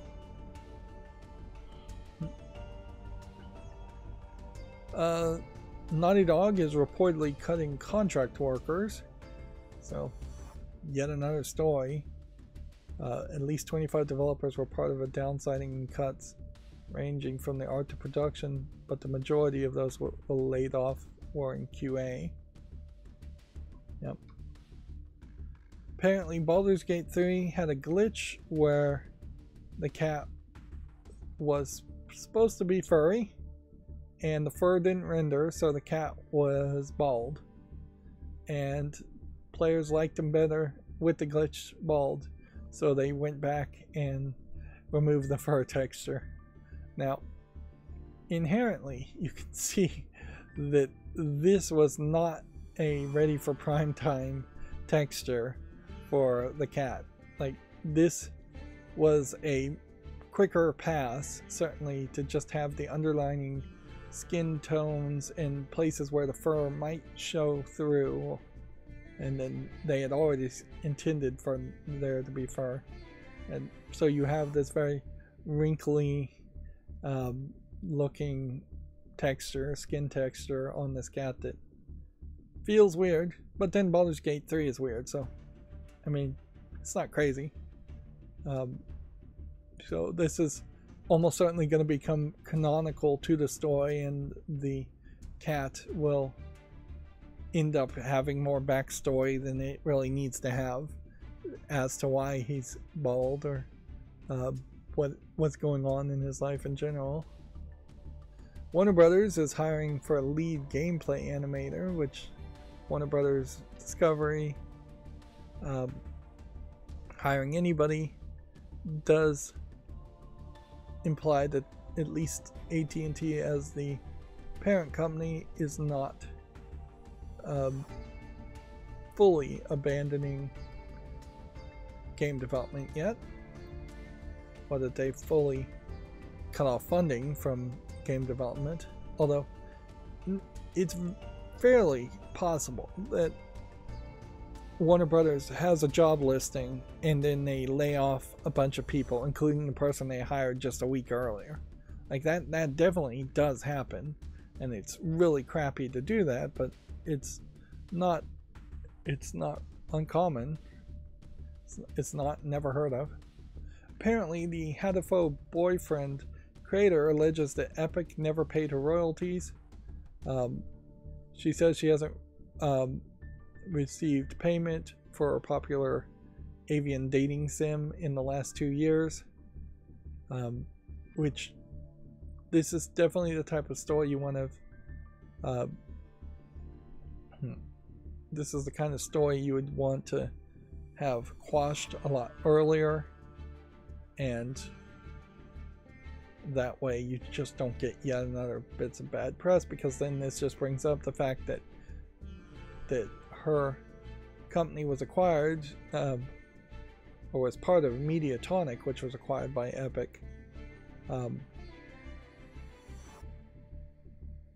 So yeah, they just laid off a bunch of people at Mediatonic. Of course, 2 years is probably getting close to the point where you need to file a lawsuit and sue them in at least small claims court for the royalties, and the fact that she hasn't may just be a case, I assume it's a she, that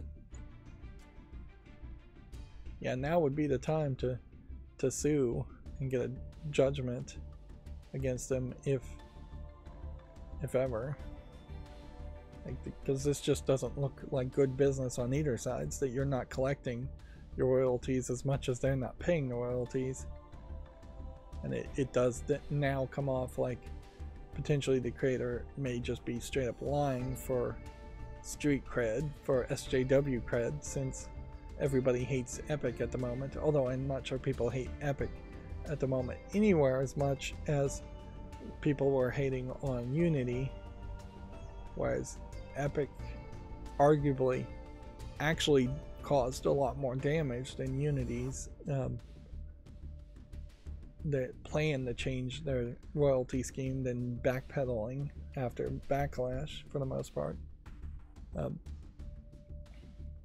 Yeah, we'll probably get a story where Unity fires a bunch of people, and they may very well fire more people than Epic did, but that hasn't happened yet, I don't think. Here we have a Video Games Chronicle article. Mario's producer says Sonic's release date is an interesting coincidence. The two classic platforming giants will go head to head this month, which, okay. I don't think Super Mario Wonder is going to play really that much like a Sonic game. So, in the case here, it may very well be a case that Sega thinks they really are competing with Nintendo, but at no point do I think Nintendo considers Sega to be a threat at all, or real competition at all. If anything, this interesting coincidence may just be a case that Sega knows their next Sonic game is gonna suck like most of their Sonic games do, and thus why not release it at the same time as Super Mario Wonder, so they can just say, oh well, that's Nintendo just stole our thunder. Or it may just be that the new Nintendo president is playing hardball for some reason and did plan it at the same time. It's not like there's that many weeks to release a game on. It's 52 weeks, and then you probably lose somewhere between 30 and 42 of them just as being too early in the year when people really wouldn't buy games. I wish a new game came out every week or every day even, but it just doesn't really happen. And by new game, I mean new AAA game of quality. There are new games that are released every day. Apparently, some laid-off BioWare employees are suing the studio for better severance pay. They're part of a larger group of about 50 staff who were made redundant in August. It'll be interesting to see how you can pull that one off, but it depends on where you are and what the laws are in your location. This is Alberta's Court of the King's Bench. So is that Canada?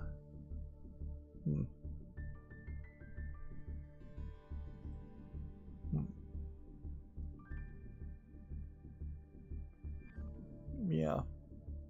So they're taking it to the courts, which in Alberta, which I assume is Canada. I may be wrong about that. Seems like you have more recourse when you get lowball severance offers. So a whole bunch of nasty stories that come up all the time as far as sign this NDA or we'll not pay you your final paycheck, even though they have to pay you for work you've done legally in the United States at least,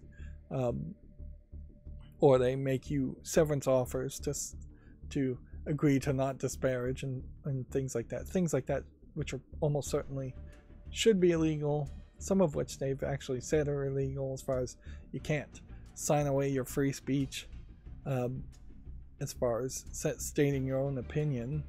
Like, non-disclosure is different than saying this company sucks, and one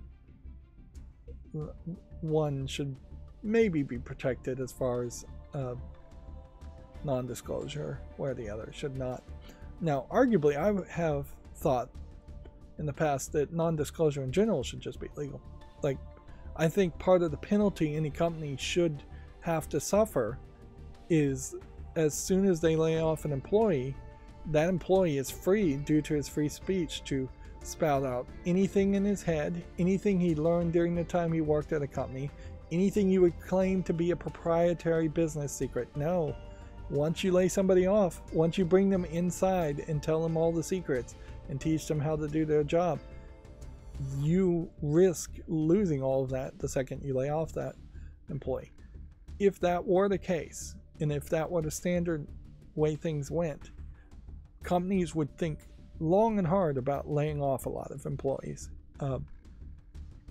because they'd say, wait a minute, if I fire this person, there goes all my secrets, and I'm a business that only thrives on secrets, which is probably a pretty bad business in the first place. It'll be interesting to see if that court case goes anywhere, although the court cases tend to take forever anyways. Here you have GameDeveloper.com with the same story. Binding of Isaac is on Apple TV, which there's, yeah, when it searches Isaac, there's Binding of Isaac Rebirth and then some other things with Isaac in the name. I think you need basically a PlayStation controller to play it, and I would hope it plays particularly smoothly. The stress testing on that in particular would be interesting, because it is very easy to have hundreds if not thousands of items on screen to the point where it would crash in Binding of Isaac Rebirth if you're trying to do that, or even if you get a little unlucky. So you'd want it to play perfectly fine. Now, it is a little interesting that when you have a very good game, but a game with definitely anti-traditional Christian imagery, you almost would expect that there would be a pushback or a backlash for that being on Apple TV, where Apple TV tries to be pretty family friendly. One would hope that the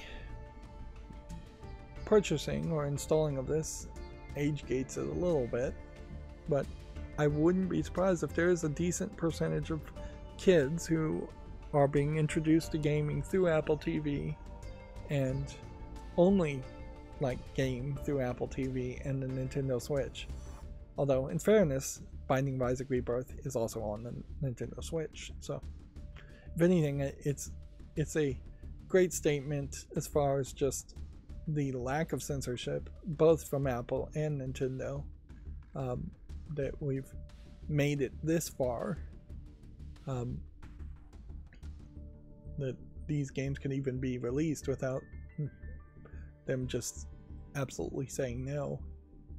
It probably highlights that nowadays there really probably isn't anybody at Nintendo or Apple that is just such an old person and such a traditional conservative old fogey that they would just say, take one look at Binding of Isaac and say no, and just put their foot down and refuse it to go forward.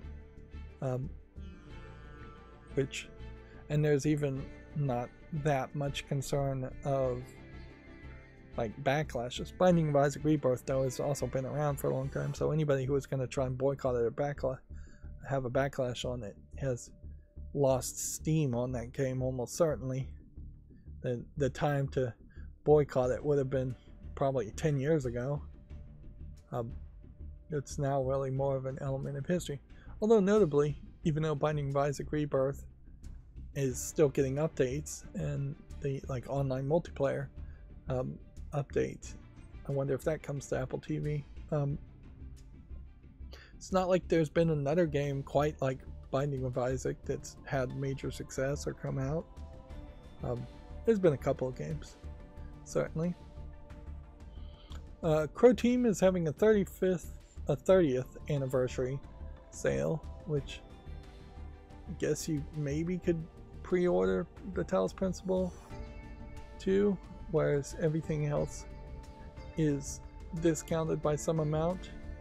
The weird thing about Crow Team as a publisher, and this probably is what every publisher should be like, is that they're kind of all over the place. Mostly they're known for Serious Sam games, and then they made the Talos Principle, which is where they caught my attention, which the original game here is $2.99 with the DLC $1.49. There's some other bonus content that I think is probably text-based. If you buy both Talos Principle 2 and Talos Principle 1, you get it for $26.98, so they're not even going to charge too much for the Talos Principle 2 if you buy this bundle. Although I'm not sure I could actually buy the bundle. But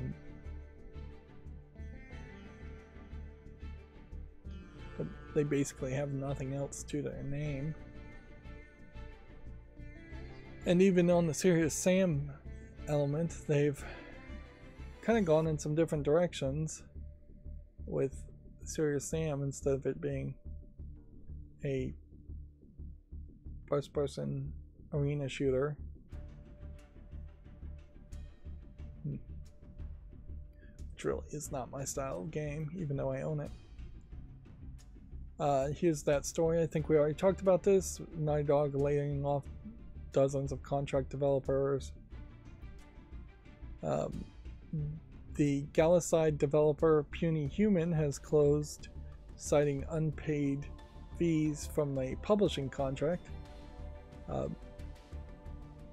So this company is shutting down, citing that a client is refusing to pay previously agreed upon payments, which, you know, at a certain point, legally, I guess it probably makes a lot of sense to shut down a company if you're going to sue somebody.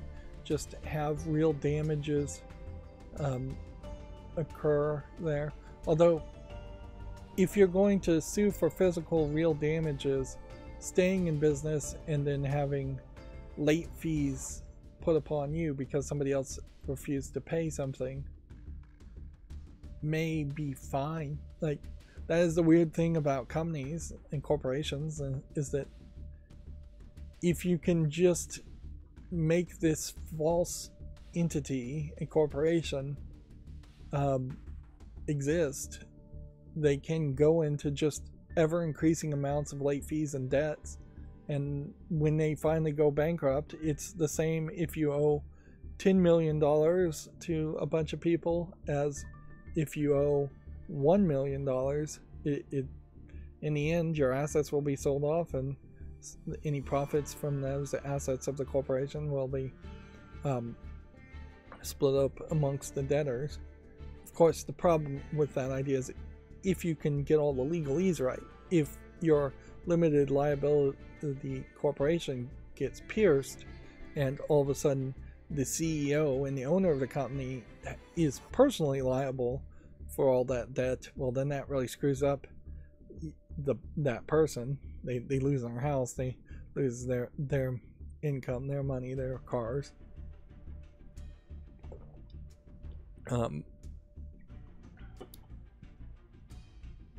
But yeah, if you've got all the paperwork done right, and somebody's refusing to pay a previously agreed upon contract that you've already signed, then you could definitely take them to court and keep your business going. But it is also a decent excuse to shut down in this wave of people looking for excuses to shut down. And a lot of this really has nothing to do with just like the video game industry collapsing or something terrible happening in the game industry right now. Something terrible is happening, but it's pretty much just the end of the year. This is just, hey, we don't want to employ people at the beginning of January 1st, 2024, so let's shut down. There's that mental finish line of December 31st that people want to cross and say, we're done with this business. We don't want to have to file taxes for the next year. We don't want to have to do it for another year, run the business, or we want to just fire a bunch of people right now because we know we can get temporary workers or hire cheaper workers in December and January. Although I don't know how much of that really happens in the gaming development world. It definitely happens in like shipping, UPS, FedEx, things like that. They're constantly firing people and then throughout the year, and then hiring a bunch of temporary workers for the November and December months when most of the package deliveries happen. Okay, so that's all the big news I wanted to talk about. I went in here on my chart and made some tweaks. I'm still not 100% sure I've got this situated right where this list is in order, but I did make a sheet to filter out Wallpaper Engine and the Source Engine SDK. So from the looks of it, let me just scan here. We are now seeing a list of what I would consider real games. Rust is the name of a game, although it is also the name of a programming language. They're talking about the game. There's still this problem in that Counter-Strike 2 and Counter-Strike Global Offensive will still be above the top and taking up the top 2 spots. It eliminated, by eliminating 3 or 4 blacklisted software packages, it cleaned up this a little bit, so we can see as far as our data points today that Starfield has just dropped below 100,000 players today. It had a spike and it may have another spike tomorrow. GTA is going down pretty low too. Where is Cyberpunk? Had a big spike up and now it's kind of falling. Everything's kind of falling today, but it may spike back up. It does seem like just specific days things spike and then they stop happening. Naraka Blade Point still getting played fairly consistently. There's something applaudable about the ones that are fairly consistent. Certainly Dota 2, little smaller drops in Apex Legends and PUBG. But yeah, an overall trend here of slightly less players today compared to yesterday. Now, we are starting now in my chart here. As I build it larger and larger, we're starting to see data points that are getting closer and closer and closer together. And if we get to the point where there's 365 data points, which it really wouldn't be that, it'd probably be closer to 120 data points on the screen, I question if that can really be rendered or if that would even be useful to see, because right now we have 1, 2, 3, 4, 5, 6, 7, 8, 9 days, and just for practicable readability, we could easily double that. We could probably quadruple that to 40 days, 50 days. We could probably get a nice round 60 days on here.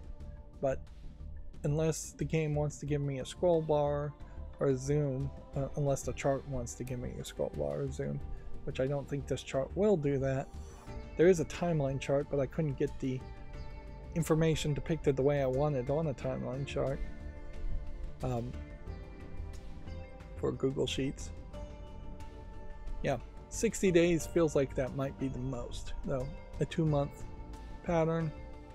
At some point then I probably need to average an entire month's worth of max, or could just get the max number for an entire month. And so there would be 1 point for like January, February, March, April, June, July, all the way through.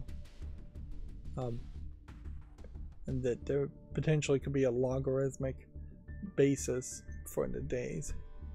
We'll just have to wait and see how that really works. It'll probably be a long time, at least maybe December, before we start to see it getting squashed too close to each other. Steam at the moment, other than the Crow Team sale, is not really doing anything. But I do think, I do think we should probably expect something big being announced in the fall sale. It just feels like that's the way that's going to happen. And if anything, that's just more of a reason to not buy anything on the Amazon Prime Day sale, which, in fairness, the Prime Day sales have not been really good offers anyways, ever. So, yeah.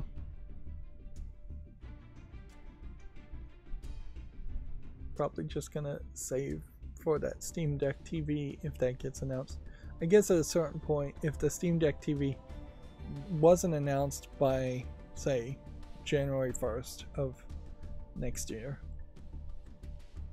you could probably dismiss that rumor at that point.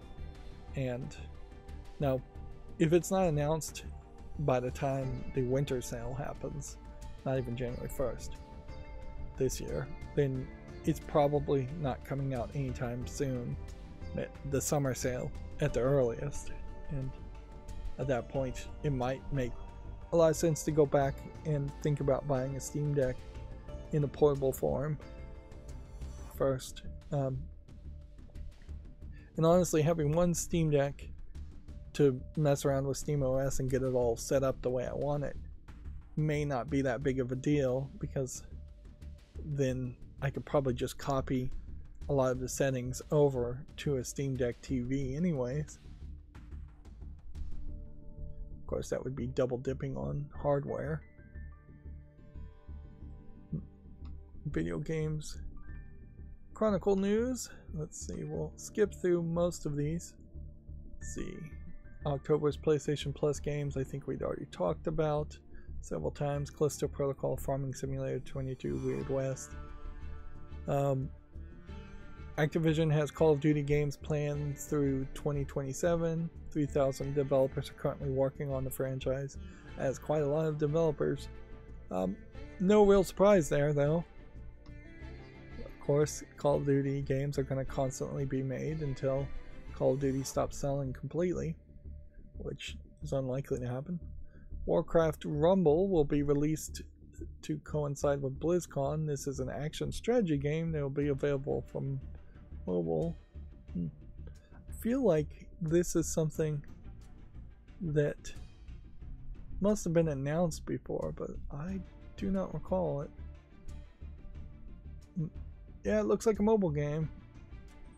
Like, kind of a what you do if you tried to make a Diablo game for mobile. Nothing particularly interesting there. And yeah, definitely feels like it's going for a particular blue and gold color palette and red and silver color palette of, I want to say Clash of Clans had that color palette, but I'm not sure if that's the game I'm actually thinking of. We talked about Fortnite adding in-game age ratings for user-created content. We talked about this being shut down. We talked about Returnal moving studios. We talked about this Resident Evil producing, sharing details on his game, although we didn't actually get any of the actual details here. The game will be an entirely new 3D action RPG game. I think it can be played single player and won't be as difficult as some of the other games that intentionally kill the player regularly, which almost screams this isn't going to be a Dark Souls game, which 3D action RPG games have been somewhat overwhelmed by Dark Souls clones, which is like Resident Evil 4. It's kind of a great example of something that is a 3D action RPG game, although the RPG elements aren't that big, you just upgrade the weapons. But it isn't just trying to kill you.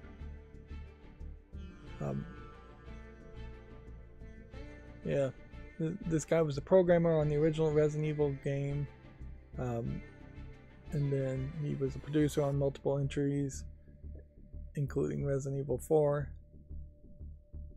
He was also the producer for Dino Crisis, Devil May Cry, Dragon's Dogma, and Sengoku Basara titles. Sengoku Basara titles. Never heard of that game. It must either not come to the West or translate into something different. I think there's a very good chance, though, that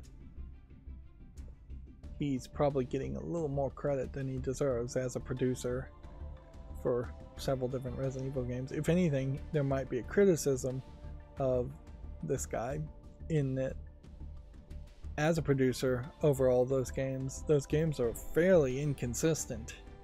So I don't know if producing it was as good as it should have been.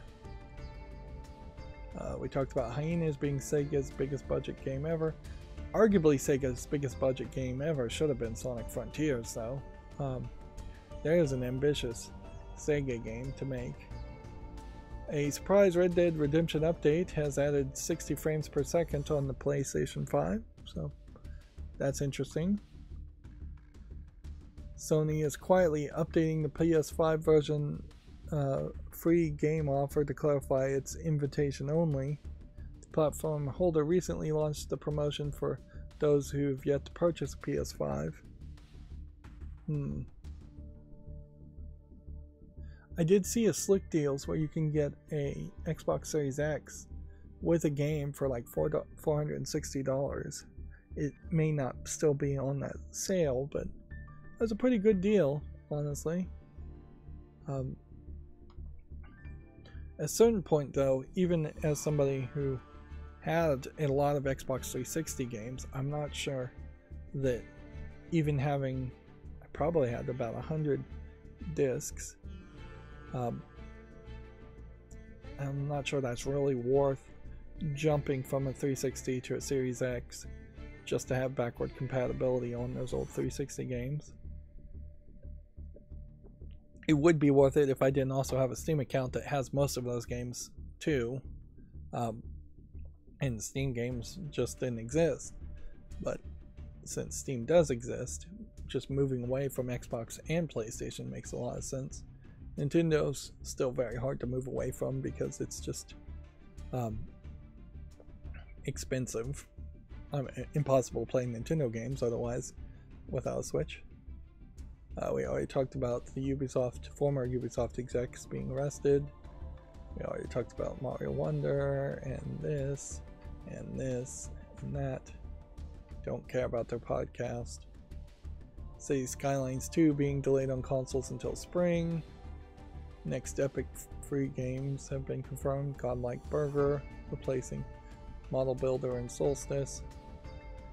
And yeah, too many people reported poorly here, like Video Games Chronicles, and this is a great way to evaluate your news sources in that they just rounded up from, I believe it was 830 to 900 people to get more impact, which rounding up from 830, or let's say it was 860 to 900 is not appropriate. Like, each individual person should be valuable, so you should report with true numbers if you have true numbers. Yeah, that's not what they did at all.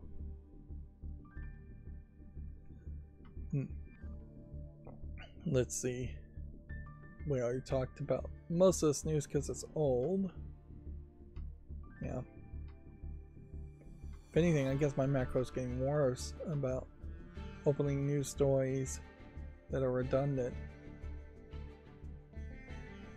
Although, re-looking at these stories, we don't have to, I don't need to really talk about these stories, but looking at them for a second time to just see if maybe I have a second opinion on it after a couple days isn't terrible. Or just to remind myself somewhat. It's not a terrible idea. Moving on to Gamatsu articles though.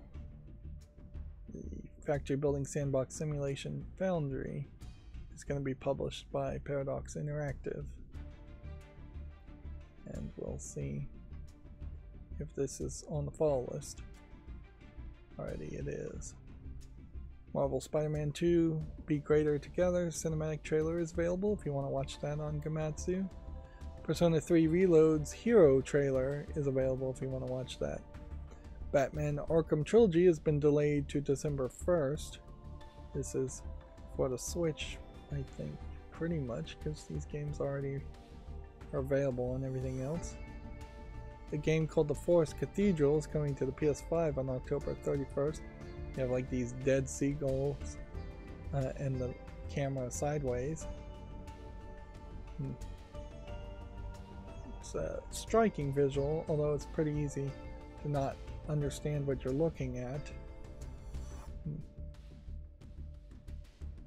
First person environmental thriller set in a remote island. Looks to me like it is somewhat close to The Witness as a game. It looks interesting.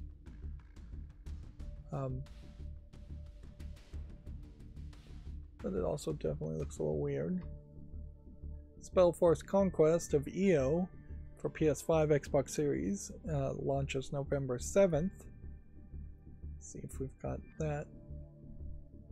Nope, we don't have a short on that one, so we'll make a YouTube short on that. Xbox Game Pass adding Forza Motorsport, Like a Dragon, Ishin. We've talked about all of these games being added. I think Rubber Bandit Studio announces a battle royale called Rubber Royale for PC. Rubber Bandits as a game. Yeah. While I am doing absolutely very little work, almost none, to make the YouTube shorts, I am still not 100% satisfied with the number of views. And inherently, it's the same with all content on YouTube. There's just a lot of things that get at best 1, and then there's way too many things that get 0 views. And I don't know what I can really do to improve that much. I could try different thumbnails, but you can't do thumbnails on shorts anyway, so that's not even an option. So it would have to be titles, tags, and descriptions. And maybe I should drop the new and trending game and just have a video that just has the name of the game, is my thought. But I kind of like the idea of it being a series and it being labeled in some way. But maybe not. Maybe the title should just be the title of the game. Yeah. I might experiment with that. I'm definitely thinking about it. A open world action RPG called Tainted Grail: The Fall of Avalon is coming to the PS5, Xbox Series in Q4 2024. Came out on March 30th. Yep. Now, one of the things though on the fall list, and the thought that I need to get back to buying video games on Steam, is I definitely need to purchase some of the AAA games I want to purchase, and not just cheap $1.69 games. Call of Duty Modern Warfare 3 multiplayer trailer is available on Komatsu if you want to check that out. Kingdom 80 Summer of Greed for the PS5, Xbox Series, Switch, and iOS and Android launches October 16th. It's already available on Steam. Let's see if we can see mostly positive reception. A stylized third-person action-adventure game called Hexrite has been announced for PC. Let's see what this looks like. It could be something, it might not be anything though. Now, what I'd like to have happen here, well, I don't think you can do this, is I'd like to have, when I open a tab in a new link, for the tab to actually go to the left. That way, when I look at something on Steam and close it or move on, I'm always moving to the right instead of moving backwards and forwards. Although, honestly, I could just hope that these links would open in the same page, but they won't. So we have this Duelist game being delayed to November 21st. I just left click that, and even without a plugin enabled, because it's going to a new page, the default action is for it to open a new tab, which for Komatsu and Video Games Chronicles, particularly Komatsu, I would like it to be in the same tab. And that might just be a setting in Firefox that I can change. Kill It With Fire 2 adds co-op and PvP multiplayer modes, which, yep. This one, I swear I made a YouTube short on this. I know I did, because I get quite a few views with this. This was part of the Summer Games Fest initial run of YouTube Shorts, which had slightly different labeling, and have had the longest amount of time to gain an audience. Project Wingman Frontline 59 is now available for the PS5 and PSVR 2.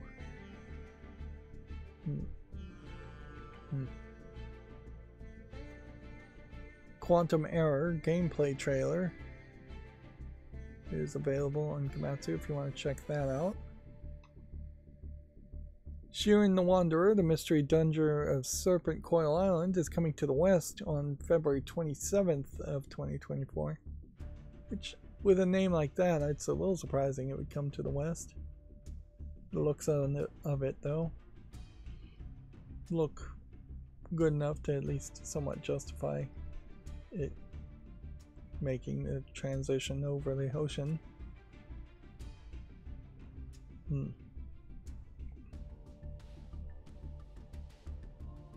Moving on, we already talked about 3DS and Wii U software online services ending in early April. This is a different way of explaining what that story. GP Track 50, led by the former Capcom producer Hiroyuki Kobayashi, is developing a new 3D action RPG game, so less references to Resident Evil games, Development is expected to take 2 to 3 years. GPT Rack 50 or Grand Prix Track 50. It feels like it's a company by the name that would be making racing games, not an action RPG game. But I don't know if the name matters that much. But even in that, that's not a very easy to pronounce game, I imagine, even for Japanese people. Like, that seems like an odd choice for a name, but whatever. Company names don't really matter that much. Although they probably should matter a little bit. If people can't pronounce the name of your company, they're not going to talk about your company as much as you'd like. Famitsu has review scores for issue 1818, giving Rear Sekai 29 out of 40, Runes Magus 28 out of 40, and Tin Hearts 29 out of 40. So 3 games reviewed, none of which getting very high scores. Front Mission First Remake Physical Limited Edition for the PS5 and Xbox launches December 5th. Do we have it on Steam already? Yep, we do. Red Dead Redemption for the PS4 version 1.03 update is now available. It adds 60 frames per second option to the PS5. Then we talked about the Hitman World of Assassination Celebration and Hitman Blood Money Reprisal announcement. A game called Spells and Secrets launches November 9th. There is something nice to be said about IO Interactive really just announcing 2 things, even for an anniversary of situation announcement. Sometimes they get a little crazy. They announce that they have like a dozen games in development. I think the Dragon Quest anniversary of maybe a year or 2 ago did that, and that was just way too much, way too big of a number. I wonder if this is trying to be something like, what if you made a Harry Potter game without Harry Potter and it was a roguelite adventure? It's not a terrible thought. This does really just feel like a Harry Potter clone, which honestly, that's fine by me. Magic Awakened had a kind of interesting aspect to it too. Looks like you can design your characters. And yet the actual gameplay and the card mechanic of the gameplay in Harry Potter Magic Awakened just did not work well for me. Of course, I haven't played Harry Potter Legacy, which worked well for a lot of people. So that still may be a much better example of trying to make a Harry Potter game, whether you have the license or not. I saw somebody post that people should marathon all of the Harry Potter movies because the actor who played Dumbledore died, and I'm like, I don't want to be mean and say something there, and I didn't. I do have that much self-control, but it's a rather ridiculous reason to watch the entirety of the Harry Potter movies for Dumbledore. Like, sure, he plays a big role in every movie that he's in, but he's probably only on screen for maybe 40 minutes in the entire series. It's just not worthwhile. And Dumbledore is just not the main focus of the story as much as he is even in Fantastic Beasts and Where to Find Them, and those movies are still either being developed or are on the back burner. And the actor playing Dumbledore in Fantastic Beasts is different, younger. Moving on, Gungrave Gore Ultimate Enhanced Edition is now available in Europe and launches October 18th in North America. Let's see, this may be a Switch only version. Yep. Stray Souls launches October 25th, which I think we've already looked at this one. Yep, there might be something to this. Like, there certainly is a case where horror games get a lot more credit when they bother to have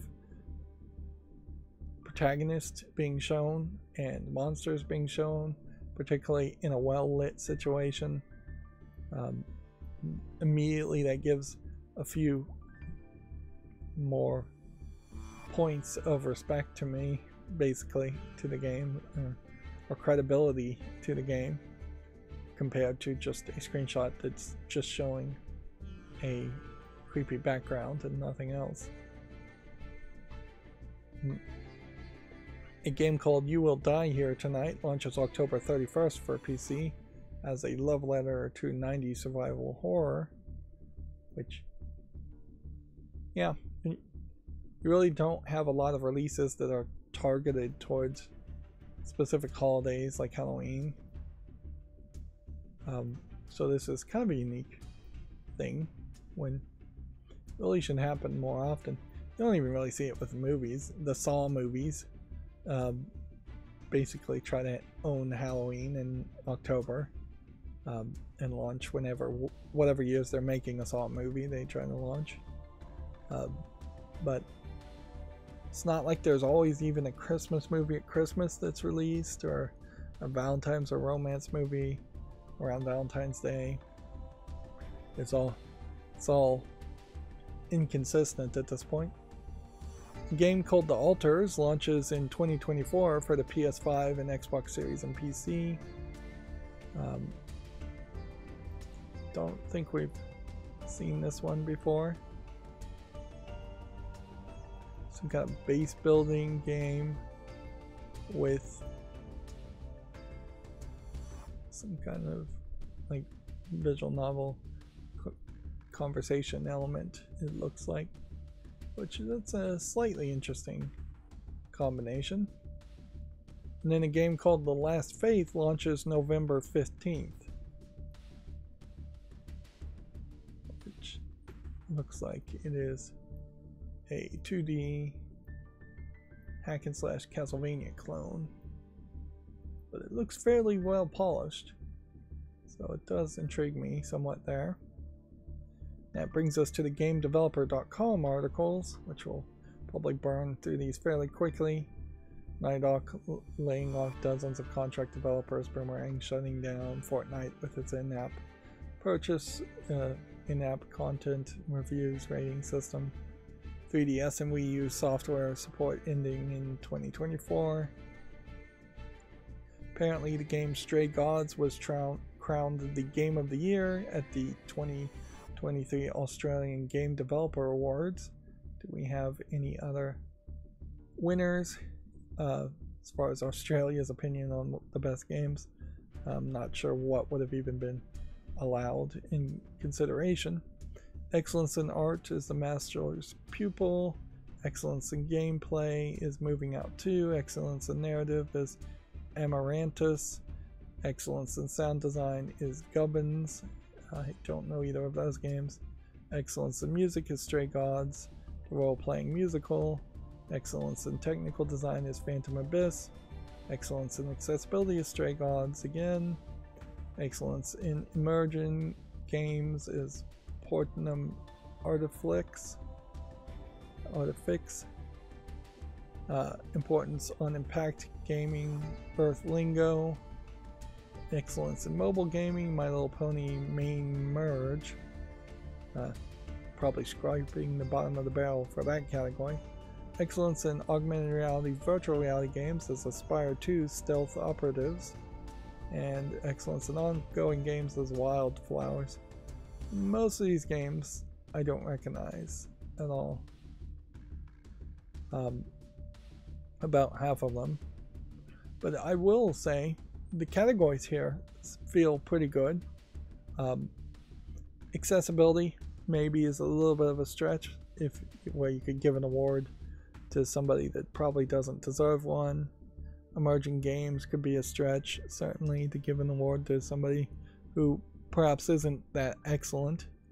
Impactful games definitely is a stretch where you could give it to whoever you would want to. It definitely feels like, though, that these are mostly Australian games that don't feel like they were even released globally.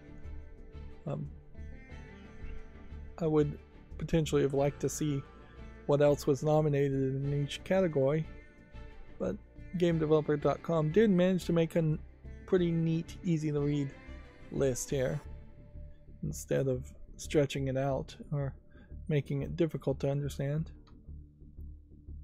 We already talked about this. We already talked about that. Apparently, Hyenas reportedly faced major design changes before cancellation. The issue with Creative Assembly's ill-fated Hyenas was reportedly there from the start and worsened over time. Yeah, that's somewhat believable. It doesn't... I mean, it didn't look like a game that particularly made a lot of sense. I don't know how you could have really fixed it either, but I would have to think about it. Maybe what you could do is you could explain the story better and perhaps have a story where these people are in some kind of weird simulation that's gone crazy, and that's why there's a bunch of low gravity and weirdness happening, and that they're fighting for their lives at the demands of a crazy AI. And yeah, any kind of story really. Just throw a general concept there, explain away why there is no real visual consistency with the objects or the color palette.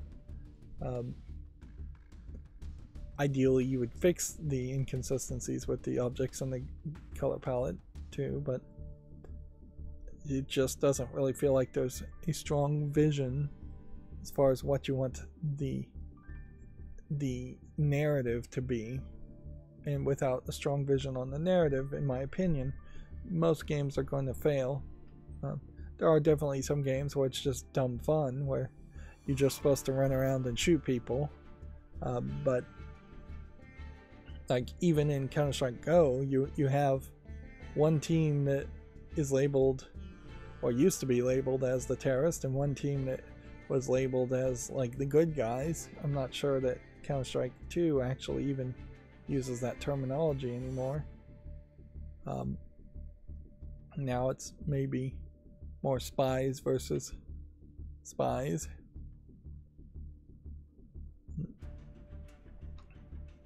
The fault list cleanup, stupidly,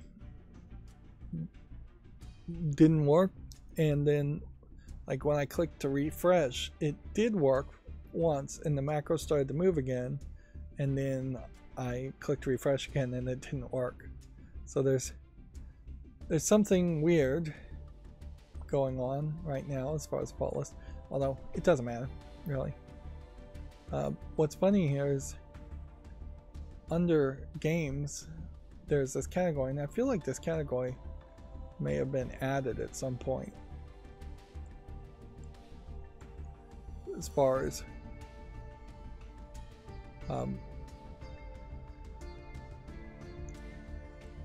perfect games.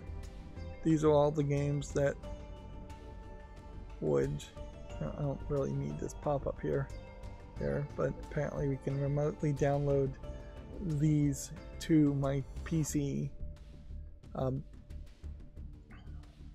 Let's go ahead and just, I guess, grab that.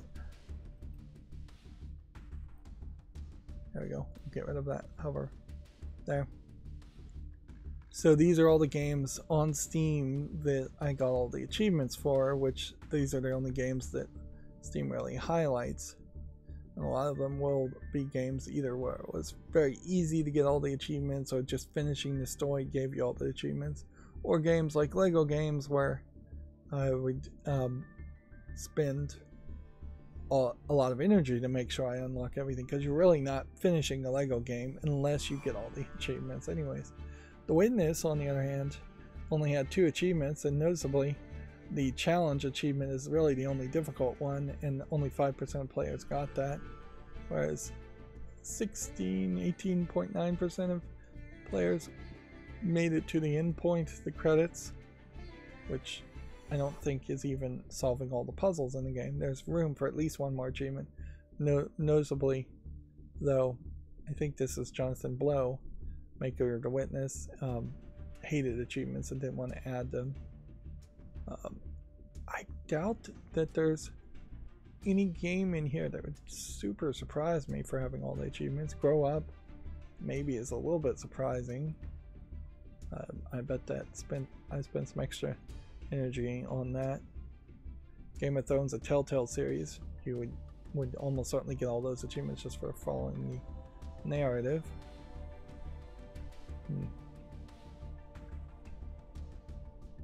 Yeah, you're getting down to games that I don't really even remember playing, like Polarity, having achievements for this. Of course, this is only really a small slice of the games I've covered and played. You know what might be interesting here is this: if this is based on sorted by last played, which it doesn't seem like it is. This might give me a general idea of how long I've been running with YouTube. Apparently this game thinks it has achievements.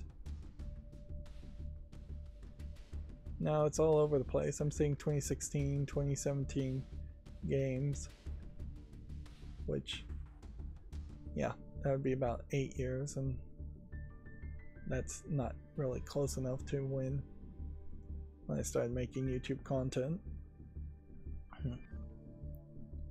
Alright, so then that just leaves us with all games on Steam. Let's go through these fairly quickly. Jane Austen's 8-Bit Adventure. While I do appreciate the idea of a Jane Austen game, an 8-bit platforming adventure game is not what I would look for in a Jane Austen's game.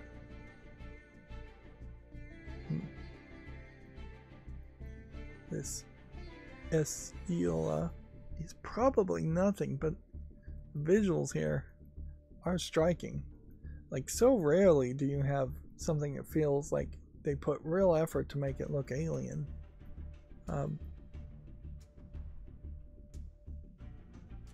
That is an intriguing visual on an alien looking creature on an alien looking planet. The planet itself is perhaps not that interesting. Alien looking horse.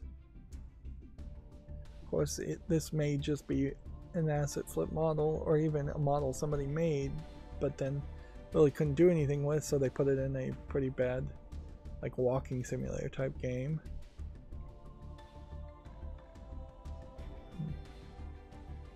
This leisurely brick doesn't look like anything. Call sign is magical liner. I'll make a short on it just out of generosity. Wharf doesn't look like much of anything. Ski jumping PvP looks like garbage. Station to station looks good enough to give it a chance. Ragnarok Survival Valhalla is probably supposed to be a survivor's game. I'll give it a chance, although it's really not my style. You know what, I'm not even going to bother to put it on the fall list, but I'll make a short on it. Lamplighters League is already on the fall list, but maybe is finally out or out of early access. I guess I'll make another short on that. At some point, I'm hoping that YouTube would make it a little bit easier to sort all the YouTube shorts and see if I have things with duplicate names. Like, they really should be able to pop up a thing going, hey, we found there's this game that has a very similar name to this other video. Is that intentional? But even if they did automatically pop up a warning like that, I'd immediately get a bunch of false positives in that every serialized game I have has basically the exact same title with just a number at the end. So YouTube is terrible about recognizing that and going, hey, this is an episodic series with episode numbers at the end, so we should do something about that. Again, Silent Hope, I think, I'm gonna leave it on the fall list and not make a short on it. On that case, I probably should do the same for Lamplighter League, actually.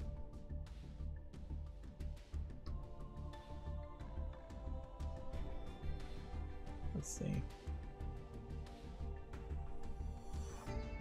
Then we have a horror game that it has enough polish. Well, I'm gonna branch out and make a short based on that. Yeah, we very much are getting into the case where Disgaea 7 in particular has been announced and was advertised for nearly, it felt like 6 months, once a week at minimum, and just now it's actually coming out. So yeah, more and more games are coming out, and it doesn't really justify the idea of making yet another short around it. Although I can do this in this case, and since this was already on the fall list, Tony Hawk's Pro Skater 1+2 being received very positively and having over 30 reviews.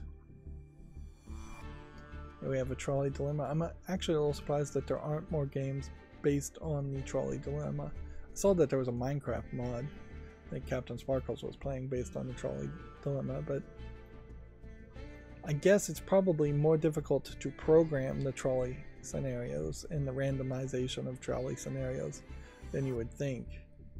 And even if you did that, then there is a question, do you put the effort to make it look good, or do you just make a garbage looking game like this? Because if you make it look good, then you're probably going to make it too realistic and too bloody. Honestly, and this is one of the, I guess I'd call it a naughty thought I just had.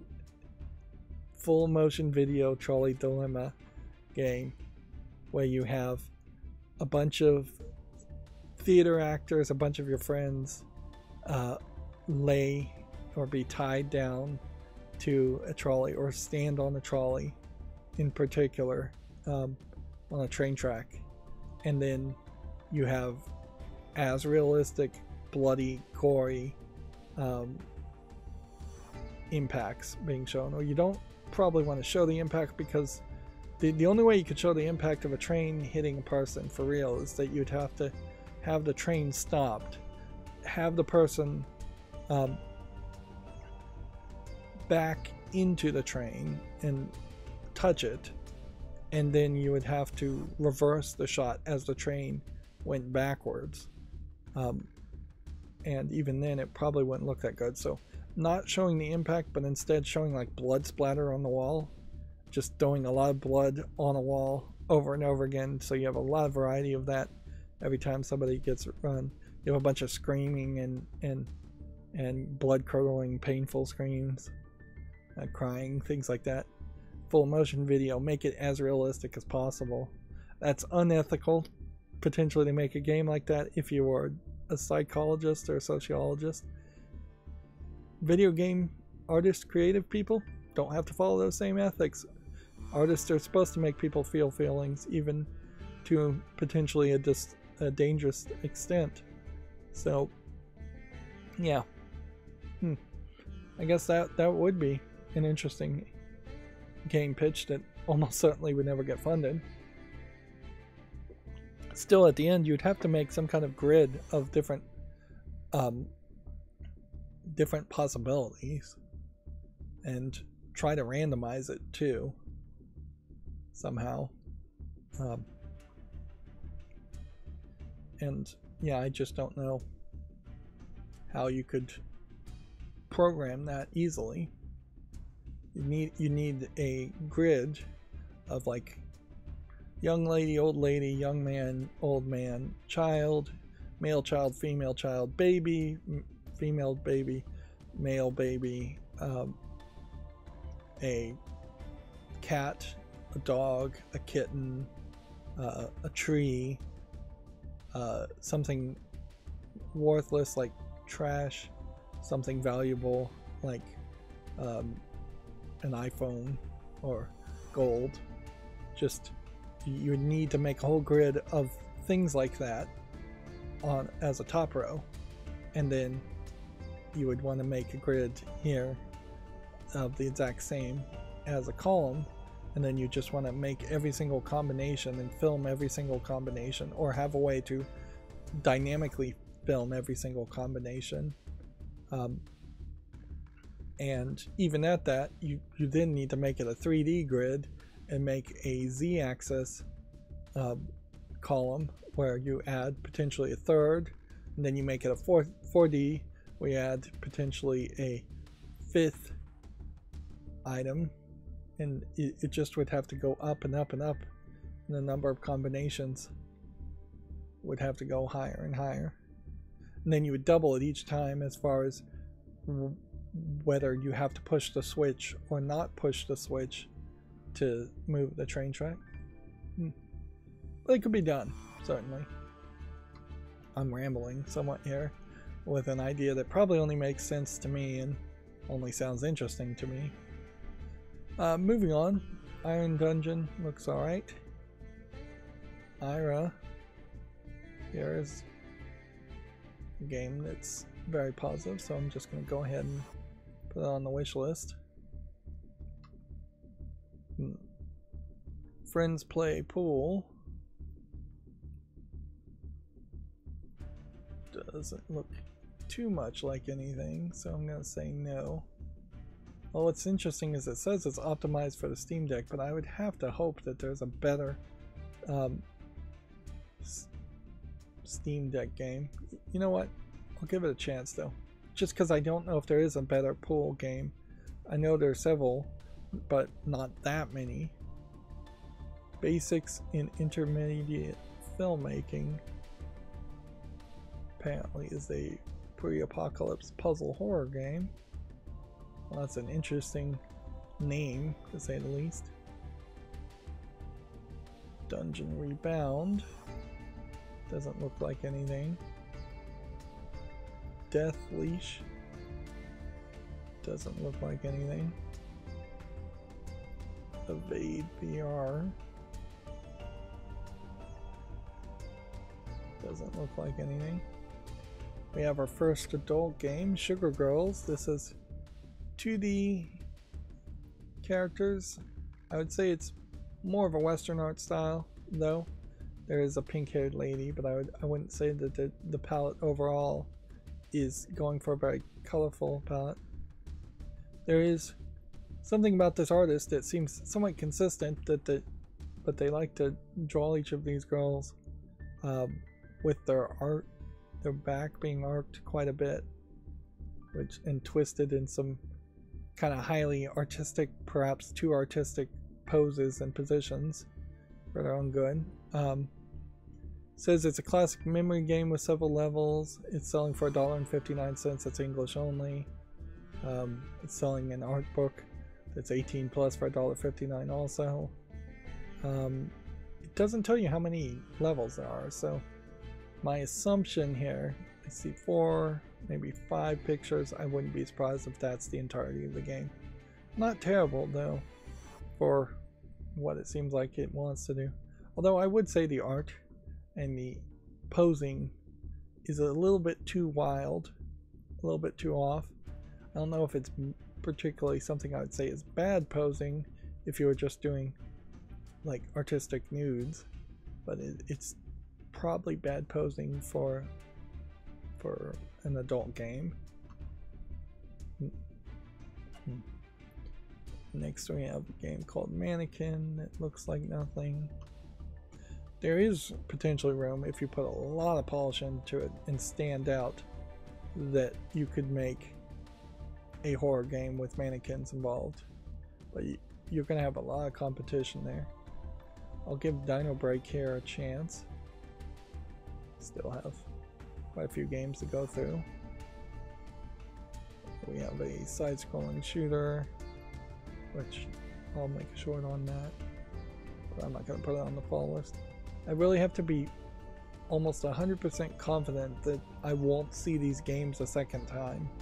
Otherwise I will make a short twice, which isn't even that big of a deal, honestly. Like,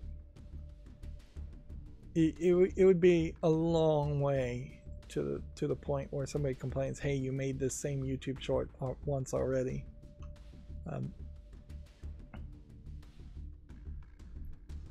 I imagine, even though the process of creating the videos are automated, that one pixel somewhere will be different, so it's not like I would get in trouble with YouTube for putting out the same video twice. The file names would be different. And honestly, I think YouTube only checks the last 100 or so videos against each other. It doesn't probably look for duplicates past that.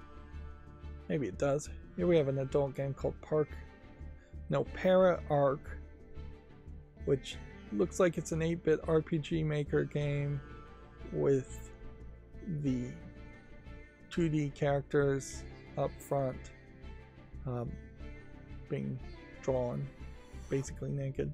Also being drawn with very large bust sizes, and some of them being depicted as pregnant.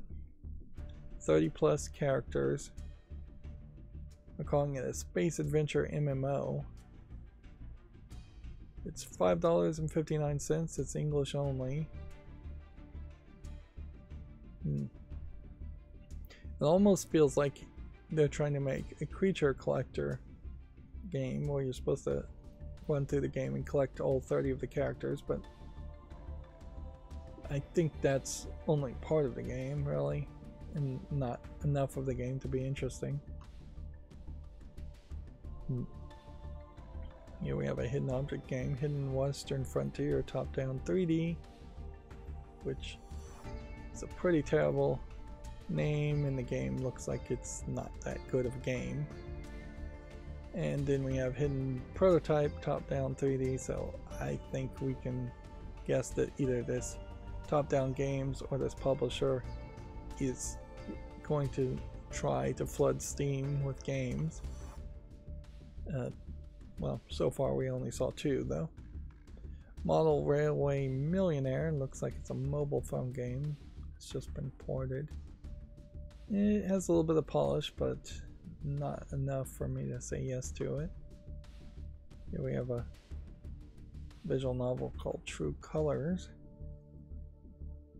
which has that kind of watercolor art style, but a real inconsistency too, I would say. It's just not quite good enough. Like, this looks good. This looks pretty bad. This looks a little bad. Part of the problem with watercolor styles is that you really gotta get the details or add the details after the fact, where otherwise you're just gonna have blobs of faces and blobs of colors. So I'm gonna say no to that one. Grave Digging Me, looks like nothing. Dotage.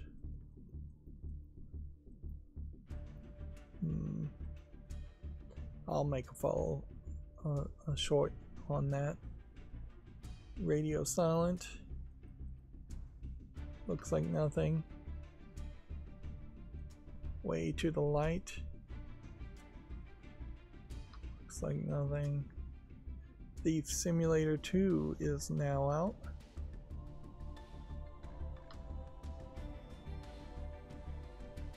Yeah, I do wish there was a better way to sort these videos out, but I just don't know how.